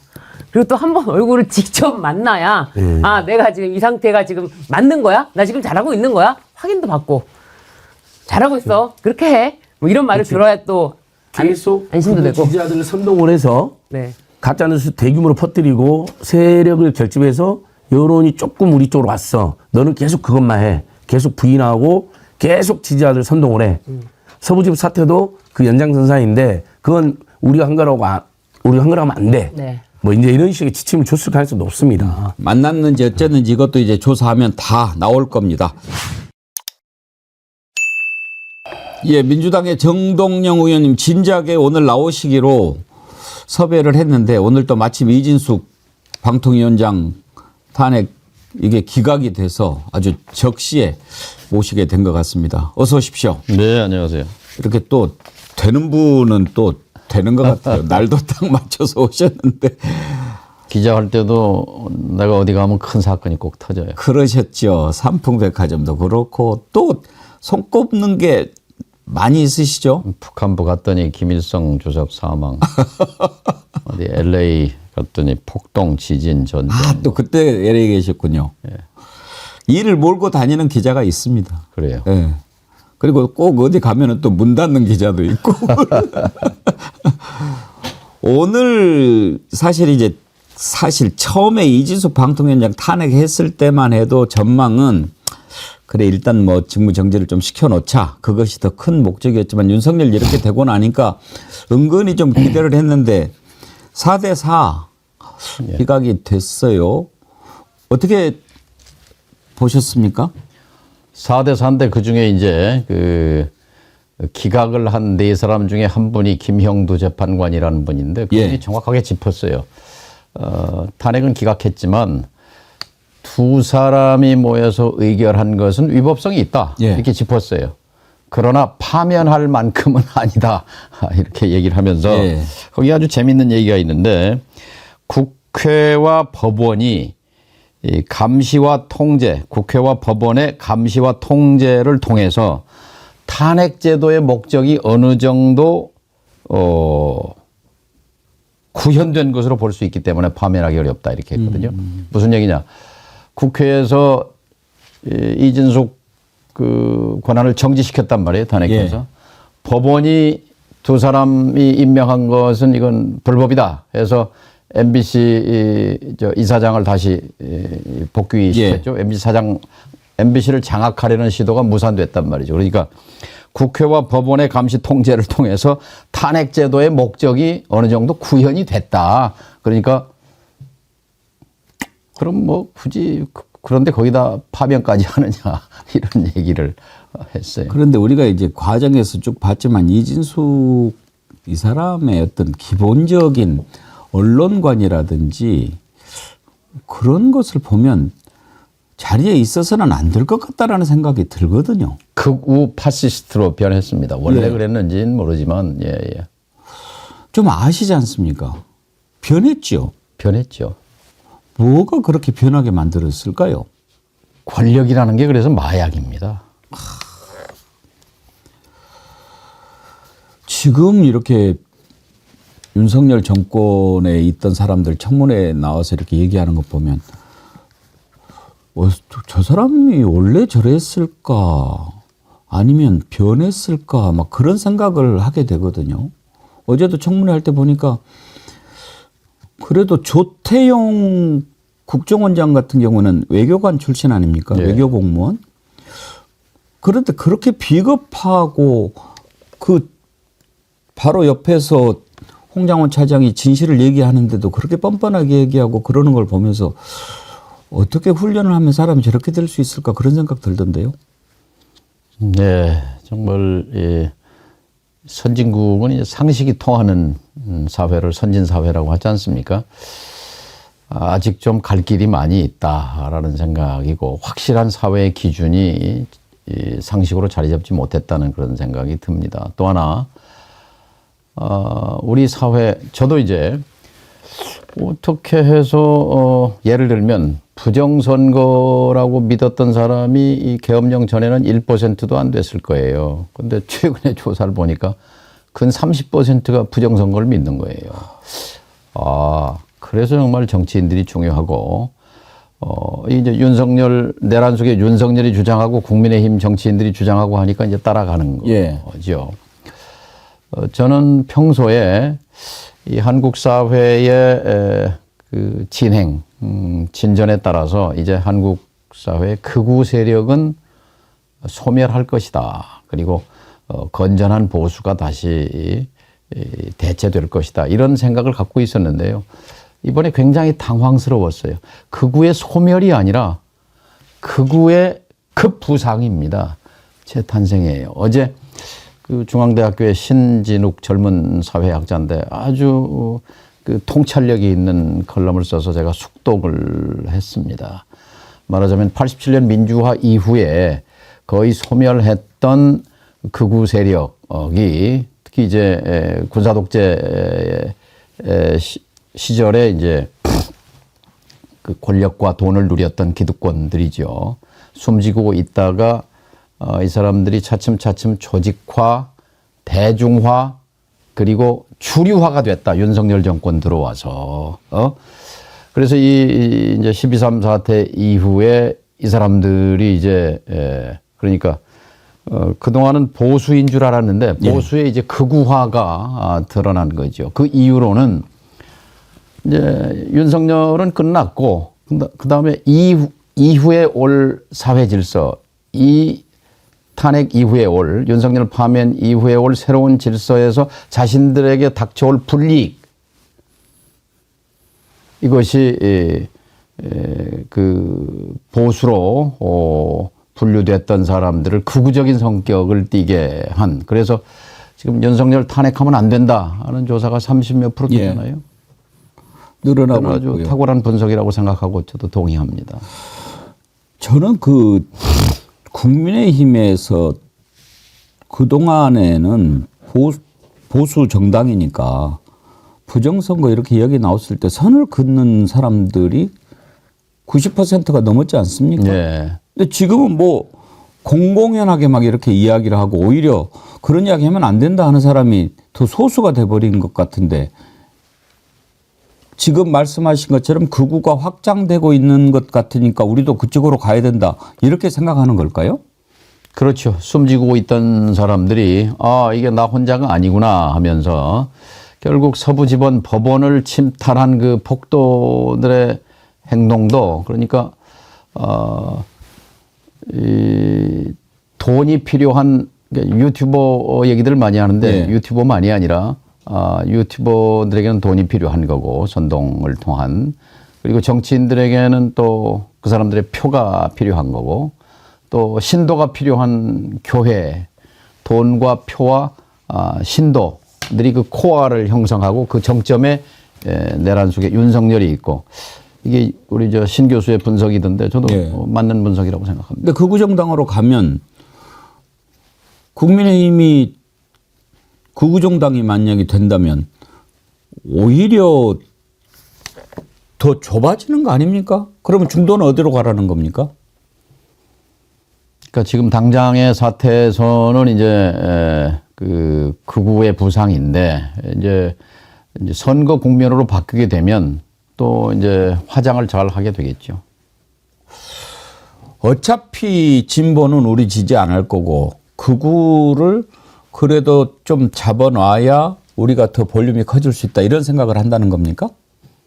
사실 윤석열 후보 때는 극우인 줄 몰랐잖아요. 파시스트인 줄 몰랐잖아요. 나중에 보니까 그런 성향이 농후한 사람이었다는 것이 드러났지만, 그러니까 윤석열을 통해서 다시 집권으로 복귀할 수 있었던 것은 극우와 거리를 두었던 국힘의 재탄생이라고 믿었던 유권자들 덕분인데, 이제 등장하면서 그 이후에 계속 하향길을 걸었지 않습니까?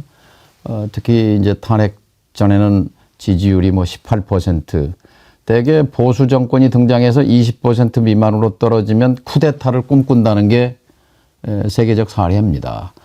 그래서 지금 이 상황이 유럽이나 미국에 있었던 극우 정당들이 뭐 계속 힘을 강화해 왔잖아요. 그것이 한국에서도 지금 드러나고 있는 겁니다. 특히 한국의 토양은 분단 체제 속에서 반공 반복의 그런 극우 토양이 있는 거죠. 정 의원님께서는 윤석열이 정말로 부정선거를 믿고 있다고 생각하십니까? 본인이 믿으니까 그렇게까지 군 병력을 동원해서 그러면 부정선거 때문에 내란을 일으키고 비상계엄을 선포했다고 생각하십니까? 아니죠. 결국은 그 핵심에는 김건희 특검법도 있을 것이고 예. 본인이 그러니까 4월 총선에서 대패를 했는데 예. 참패를 했는데도 예. 불구하고 기조를 바꾸지 않았어요. 그냥 밀고 갔지 않습니까? 그때 이미 결심했다고 봅니다. 그러면서 그 이후에 계속해서 정부와 뭐 심지어 독립운동 그런 단체들까지 최고위직의 극우 인사 뉴라이트들을 꼽아넣기 시작하거든요. 예. 이미 그때 결심은 했다고 보여집니다. 극우 성향을 띠기는 했지만은 저는 자꾸 그런 생각이 들기 때문에 여쭤보는 겁니다. 윤석열 이자가 부정선거 물론 맨날 그런 얘기하는 사람들하고만 어울리고 그러다 보니까 뭐 상당히 귀를 기울였을 수는 있지만 지금 막 부정선거 얘기하고 그러는 것은 논점을 흐리기 위한 작태라고 생각합니다. 그 점도 있죠. 네. 자기와 자기 배우자한테 닥쳐올 그런 것들이 무서워서 이자가 이 짓을 저지른 거지 무슨 부정선거 이것을 바로잡고 그러려고 한 그런 정도 위인이라고 생각하지 않거든요. 그러니까 이제 말을 그대로 믿을 수는 없는 거고요. 근데 여기서 좀 큰 그림을 볼 필요가 있다고 예. 봅니다. 큰 그림. 그러니까 단순히 본인 말대로 국회를 민주당을 겁주려고 뭐 군대를 보냈다. 이건 아니지 않습니까? 예. 그러면 이 국회를 침탈하고 비상계엄을 통해서 포고령을 발표해서 정치 활동을 중지시키고 그다음에 일체 언론 출판 집회 결사의 자유를 이제 박탈하고 국민의 기본권을 그래서 꿈꾼 것이 독재 아닙니까? 예. 그거를 만들기 위해서 전쟁이라도 일으켜서 하겠다는 거고요. 예. 그 과정에서 필연적으로 학살이 발생합니다. 그 어마어마한 유혈 사태가 발생하는 거죠.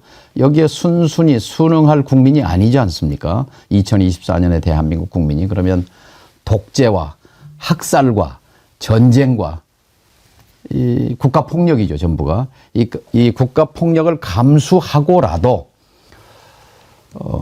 이거 젤렌스키 모델이 하나 있을 거고 또 국내적으로는 이제 박정희 전두환 모델이 있는 것이고 영구 집권을 꿈꾸면서 전쟁을 불사해서라도 대량 학살을 통해서라도 그런 독재 체제를 꿈꿨던 전형적인 극우 파시스트였죠. 예. 그러니까 결국은 그 장기 집권의 어떤 독재의 길로 가기 위해서 내란을 일으킨 거다 이렇게 보시는 거죠. 그러니까 12월 3일 이에 성공했다라면 예. 그런 윤석열이 꿈꿨던 세상이라는 건 그런 거죠. 그러면 이제 지금 그 윤석열 정부에서 일했던 강요들은 그래도 좀 정신이 좀 박혀 있는 사람들이 좀 있지 않겠습니까? 있기도 하고 뭐 없기도 하고 그러지 않겠습니까? 그러니까 사실 친위 쿠데타는 100% 성공하는 쿠데타입니다. 권력을 잡은 사람이 그러니까요. 일으키는 쿠데타인데 그래서 72년 박정희 유신 독재 쿠데타도 그때는 뭐 군대 별로 그냥 탱크 예. 동원해서 국회 막고 쇼만 했어도 그 주체가 수석 비서관들 그리고 국정원 그리고 장관들로 친위 쿠데타를 한 거죠. 그러니까 거기에 비춰보면 지금 윤석열 쿠데타는 팔과 다리는 드러났는데 작전사령관은 드러났죠. 김용현 그다음에 수방사령관 병력을 동원한 특전사령관 방첩사령관은 드러났는데 이 전체적인 그림 예. 그러니까 영구 독재 전쟁을 불사하고라도 예. 또 학살까지를 감수한 이런 큰 음모의 사령탑. 예. 그러니까 기획사령탑은 드러나지 않았죠. 그게 궁금하거든요. 네. 브레인 역할을 한. 예. 혹시 짐작가는 게 있죠. 있습니까? 그래서 지금 꼭꼭 숨어라 머리카락 보일라 뭐 예. 이런 건데 지금 하나 둘씩 어제 MBC가 보도한 것이 굉장히 의미가 있다고 봅니다. 뭐냐면 HID 예. 북파 공작원 예. 예비역 장성들한테 뭐 여러 사람 물어봐도 HID를 부대를 방문한 장군이 없습니다. 근데 그 부대를 속초에 있는 부대를 안보실 1차장이 방문합니다. 예. 처우 개선 때문에 방문했다고 하는데 그건 뭐 너무나 빤한 예. 거짓말이고 거기에 있는 중령 한 사람을 이 안보실에. 용산에 파견해서 근무하게 하는데 그게 비밀 TF를 운영했다는 거죠. 예. 명령으로. 그런데 소속은 2차장실로 돼 있는데 2차장이 국회에 나와서 자기 통제하에 있지 않았다. 자기 예. 지시를 지휘하지 않았다라는 거거든요. 소속은 안보실 NSC의 2차장인데 인성환이라는 사람 밑에 있는데 자기가 지휘하지 않았다는 거예요. 그럼 별도의 임무를 가진 건데 북쪽에 가서 북쪽 파괴 공작을 하는 특수 요원들 이번에 또 동원됐잖아요. 예. 뭐 40~50명씩. 여기에 이제 안보실 1차장이 깊숙이 개입돼 있다는 것이고 또 드론사령부는 윤석열의 지시에 의해서 만들어진 드론 부대인데 합참의 지휘 통제를 받게 되어 있습니다. 그런데 합참을 패싱하고 용산 대통령실과 거래했습니다. 안보실의 그 고위 관계자가 드론사 연천에 있는데 방문하고 또 연천의 드론사령관이 대통령실을 방문하고 지침을 받고 그리고 실제 10월 3일, 9일, 10일 드론을 3번씩 평양상공에 보내서 이건 6.25 끝난 이후에 처음입니다. 예. 우리가 비행물체에 뭘 싣고 가서 거기서 평양에다가 뿌렸는데요. 말하자면 북에 대해서 도발을 해달라 하는 강력한 뭐 그런 요구였다고 볼 수 있죠. 근데 그 드론사령부에서 의문의 화재가 발생했어요. 예. 증거인멸입니다. 증거인멸이죠. 그래서 제가 외환죄 조사단입니다. 거기 가려고 했는데 국방부가 거부했습니다. 예. 못 간다. 이건 군부대다. 이거 조사해야 하죠. 그리고 이 11월 28일 그러니까 계엄 닷새 전인데 이제 이렇게 해도 안 되고 저렇게 해도 안 되잖아요. 그러니까 헌법 77조 전시사변 또는 그에 준하는 국가 비상사태 이걸 초래해야 하는데 이게 안 된단 말이에요. 예. 예. 그러니까 이제 11월 28일 김용현이 합참지휘 통제실에 내려가서 그날 오물풍선이 날아왔습니다. 근데 11월 달엔 딱 2번밖에 안 날아와요. 근데 2번밖에 안 온 것은 여기서 전단을 11월 달엔 3번밖에 못 보냅니다. 다른 때는 뭐 20번씩 보냈어요. 10월 달에. 바람 때문에 그랬습니까? 근데 11월에 바람 방향이 바뀌는 거죠. 아, 예. 북서풍으로. 보내도 남쪽으로 떨어지지 북쪽으로 안 가기 때문에 예. 3번밖에 못 보내니까 오물풍선도 2번밖에 안 왔어요. 아. 그러니까 기회가 그렇게 많지 않단 말이에요. 예. 드디어 이제 11월 28일 합참에 내려가서 원점을 타격해라. 풍선이 날아오는 지점. 그 14군데인데요. 개성 주변 등등 해주 주변. 거기를 가령 때렸으면 이제 물론 북이 그 얻어맞고도 가만히 있었다면 또 다른 얘기지만 그럴 가능성은 별로 없습니다. 거기에 이제 맞대응을 했다면 이것은 전면전입니다. 그것을 알기 때문에 합참 간부들이 이건 전면전을 각오해야 하는데 실행할 수 없습니다. 이게 막았다는 거잖아요. 예. 근데 이거 지금 합참이 부인하고 있습니다. 부인하죠. 부인하는데요. 예. 근데 이건 민주당에 들어온 신뢰할 만한 제보가 있습니다. 이런 거 밝혀내기 위해서 특검이 필요한 겁니다. 그렇죠. 지금 뭐 아직 김용현도 기소만 돼 있을 뿐이고 윤석열도 아직 파면이 안 됐기 때문에 합참에서 그런 지시를 받았다라고 하는 것을 인정하기가 좀 곤란한 측면이 있겠죠. 그렇죠. 다 임명권자고 자기 예. 지휘 사령관이었는데 예. 지금 직무가 정지가 돼 있지만 국군 통수권자는 맞지 않습니까? 직무가 정지돼 있으니까 통수권은 최상목 대행에게 있다고 봐야죠. 통수권은 거기에 있다고 봐야 되겠군요. 그냥 대통령직만 있는 거죠. 직무는 정지가 됐고 그 대통령은 대통령은 맞는 거죠. 권한은 없죠. 권한은 없지만 권한은 정지됐으니까. 예. 직무가 정지됐다라고 하죠. 권한이 정지된 거죠. 그러니까 권한을 대행하는 거죠. 그자를 경호하고 이러는 것도 권한에 들어가지 않습니까? 권한이라는 것보다는 대통령 예우 또는 경호에 관한 법률에 의해서 이루어지고 있을 텐데. 예. 아무튼 뭐 대통령이나 대통령이 아닌 아까 지금 말씀하신 숨은 배후가 궁금해지는데요. 지금 뭐 구체적으로 말씀하시기가 곤란한 단계면 혹시 군 쪽입니까? 정치계 쪽입니까? 학계 쪽입니까? 무속 쪽입니까? 뭐 이런 정도라도 조금 얘기해 주실 수 있나요? 이건 이제 정말 수사를 해봐야 누가 기획사령탑이었고 정말 원톱이었냐 투톱이었느냐 윤석열 혼자의 머릿속에서 결심한 거냐 아니면 공동으로 배우자와 같이 합의해서 결심한 것이냐 등등 안보실에 있던 TF 예. 그 HID 요원을 중심으로 한 TF가 김건희 씨에게 보고했다 하는 그런 분석도 있습니다. 그리고 12월 3일 당일 최상목 등에게 국가 비상입법기구의 예산을 편성하라는 문서를 전달한 비서관. 예. 그 김건희 라인의 김건희 씨가 심어놓은 비서관이란 말이에요. 예. 김동종가 하는 사람인데 이제 그렇게 보면 완톱이냐 투톱이냐 하는 부분이 앞으로도 수사가 돼야 할 것이고 또 국가 비상입법기구의 예산 편성까지 주문했을 때는 국가 비상입법기구의 얼개가 이미 마련돼 있었다고 보는 것이 합리적입니다. 그렇죠. 비상입법기구의 모델은 1980년 전두환의 국가보위입법회의입니다. 81명인데요. 거기는 정치인도 20명 있어요. 신민당도 그때 5명 있었고 공화당 5명, 유정의 5명, 전직의원 5명, 20명을 포함해서 각계 학계, 법률계, 여성, 종교, 문화, 이게 다양한 노동에서 81명으로 구성해서 거기서 악법을 양산했는데요. 이제 국회를 정지시켰으니까 그걸 대신할 기구를 필요한 거죠. 그러니까 뭔가 두뇌를 쓸 브레인이 필요한 겁니다. 지금은 국가안보실의 1차장이 거기에 분명히 연루돼 있다. 아니면 그 기획사령탑일 가능성이 있다. 이런 정도는 지금 의심을 하고 있는 거죠. 근데 왜 김태효는 저렇게 조사도 안 하고 그냥 두는 겁니까?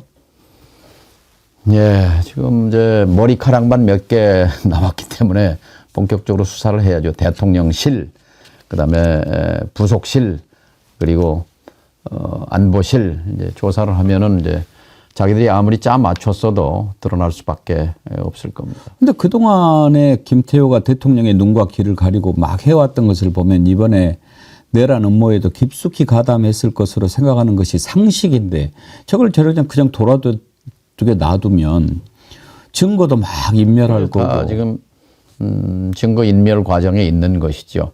그러니까 구체적으로 드러난 것은 지금 작년 6월 쿠데타 6개월 전에 HID 속초 부대를 방문했다는 것은 움직일 수 없는 사실이고 예. 그리고 12월 3일 계엄 선포 직후에 골드버그 대사가 조태열 외교부 장관, 국정원장, 안보실장 다 통화가 안 됐는데 그 지금 시간이 계엄 해제 이후라고 저희들이 제보를 받았습니다만 이 사람은 지금 계엄 직후라고 지금 그 시점을 흐립니다.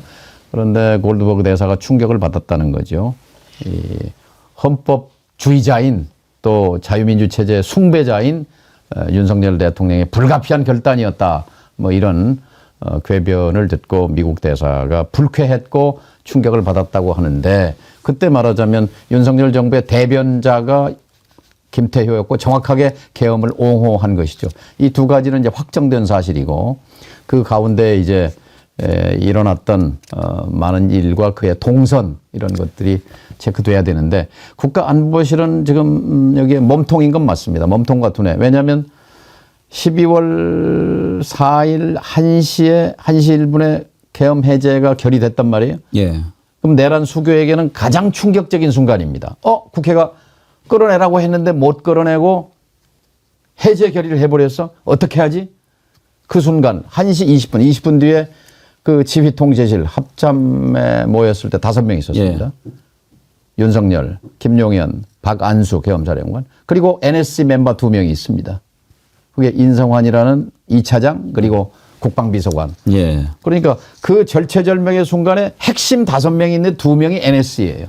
근데 NSC의 책임자는 누구냐? 방금 말씀한 김태효입니다.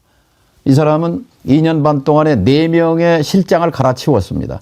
그렇죠. 김성한, 예. 그 뭐 중암고 동기인가. 예. 거기 바뀌었죠. 그 다음에 조태용. 지금 국정원장 가 있는. 잘 안 맞다고 예. 해서 저 국정원으로 예. 뺐죠. 그 다음에 3번째 장호진. 예. 이제 그 장호진을 바꿀 때가 굉장히 중요한 시점입니다. 왜냐하면 그 계엄을 계속 같이 얘기해왔던 김용현 경호처장을 국방부 장관으로 보냈단 말이죠. 보내서 이제 말하자면 실행 버튼을 누른 거죠. 가 실행해라. 국가 비상사태를 만들어라 하는 거죠. 계엄의 명분을. 근데 그러기 위해서는 이제 국방부 장관을 또, 이제 돌려막기로 예. 안보실장으로 들여오면서 그 장호진 안보실장을 안보특보. 예. 이제 그러고 이제 4번째가 이제 그래서 신원식이죠. 신원식이 된 거죠. 그러니까 실장을 4명씩 가르면서 차장 자리에 숨어서 2차장, 3차장도 여러 번 바뀌었어요. 이 사람만 안 바뀌면서 그리고 대통령 되기 전부터 같은 아파트에서 그 부인도 아마 김건희 씨와 아주 돈독한 관계고 그런 패밀리를 구성했고 실질적으로 외교, 안보, 남북 관계에 관한 담화문은 다 내가 쓴다. 그런 뉘앙스로 국회에 나와서 또 얘기했습니다. 그러면 그리고 뉴라이트 얘기가 나왔을 때 우리 대통령께서는 뉴라이트 개념도 모른다. 예. 뭐 이런 식으로 예. 아주 오만방자하게 얘기를 했고 해리스가 되면은 그 참모들이 잘 모르기 때문에 내가 좀 가르쳐야 되겠다. 이런 참 망상에 사로잡혔던 정치학자입니다. 명색이. 이 사람 일본에서도 공부했다고 그러던데. 아닙니다. 저 시카고 대학에서 저 자위대 연구로 박사를 일본 연구를 했군요. 한번 정기국회 때 제가 한덕수 총리에게 이 사람은 누굽니까? 이 사람은 누굽니까? 15개의 질문을 던졌는데 예. 한덕수 총리 입에서 끝까지 이름 석자가 나오지 않았습니다. 그분은 존칭을 써가면서 모셨던 기억이 납니다. 아무튼 특검이 필요한 이유가 이런 사람들 제대로 조사하기 위한 필요죠. 그런데 김태효를 그러면 왜 안보실장에 안 두고 그냥 차장 자리에 둡니까? 어떤 저 사안이 생기면 책임을 지고 물러나야 되잖아요. 그러니까 차장은 책임을 질 필요가 없는 거죠.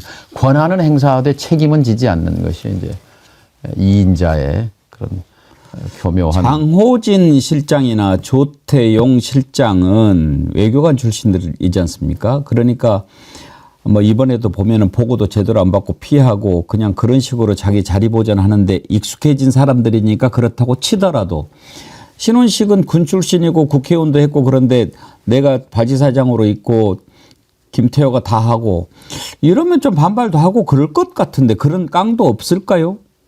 이 사람도 원래 한 팀이었죠. 저 국방부 장관 하면서 계속 만났잖아요. 그 안가에서 만나고 3월 말 4월 달에도 만나서 뭐 신원식 김용현 간의 계엄을 끌어내는 방법과 관련해서 이 논쟁도 하고 했다는. 그럼 이번에 딱 결합이 된 걸까요?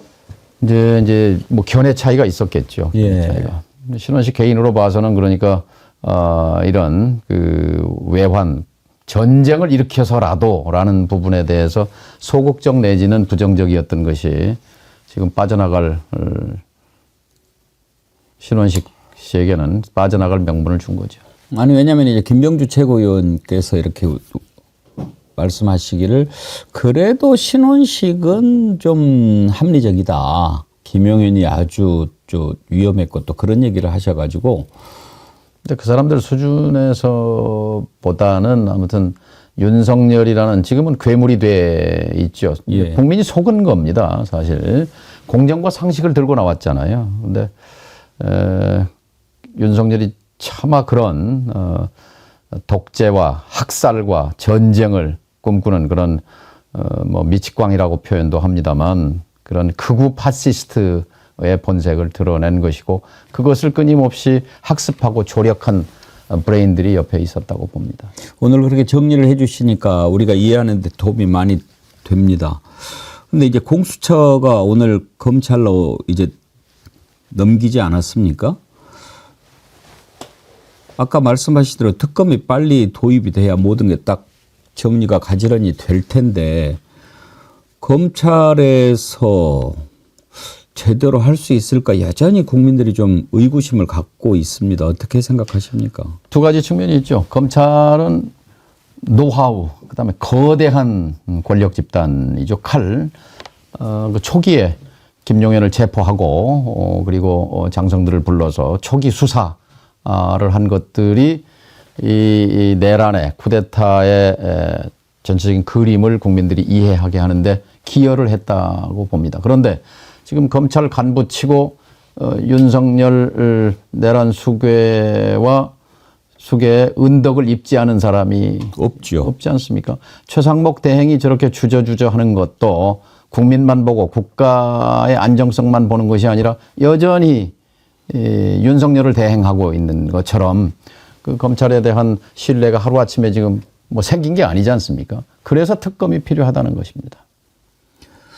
일단 검찰에 갔으니 검찰이 그래도 자기들도 살아야 되지 않겠습니까? 윤석열 은덕을 입었던 어쨌든 윤석열이 이제 곧 끝장날 걸 검찰도 모르지 않을 거고 제대로 수사해서 제대로 기소할 가능성은 얼마나 보십니까? 그럴 가능성도 있다고 봅니다. 왜냐하면 검찰은 그동안 역대 정권마다 죽은 권력에 대해서는 또 죽어가는 권력에 대해서는 뭐 아주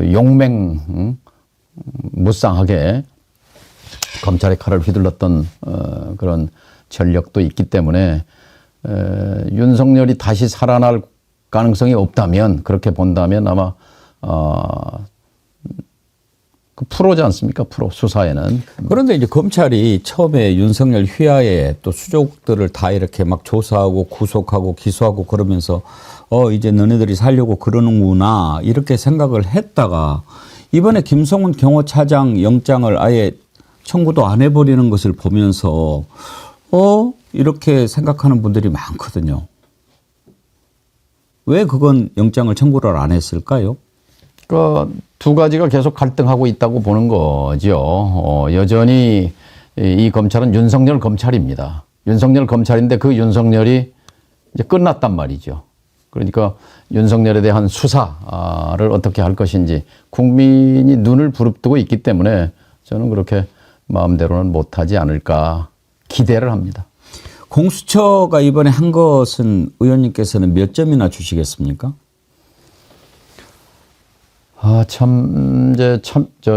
지난 정부의 유일한 검찰 개혁의 성과물이 공수처인데 너무 부실했죠.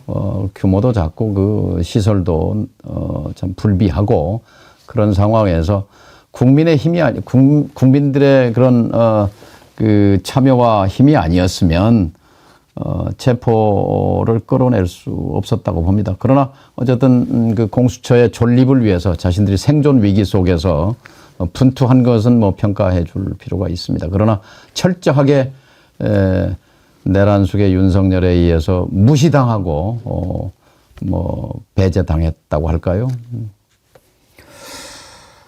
특검과 관련해서 원래는 이제 내란과 외환 유치 같이 이렇게 살펴봐야 그게 정상이고 맞는데 이제 국민의힘이 하도 저 난리를 치니까 일단은 좀 그쪽 의견도 받아들이고 그러려고 외환 부분을 뺀 거 아닙니까? 그렇죠. 그렇죠.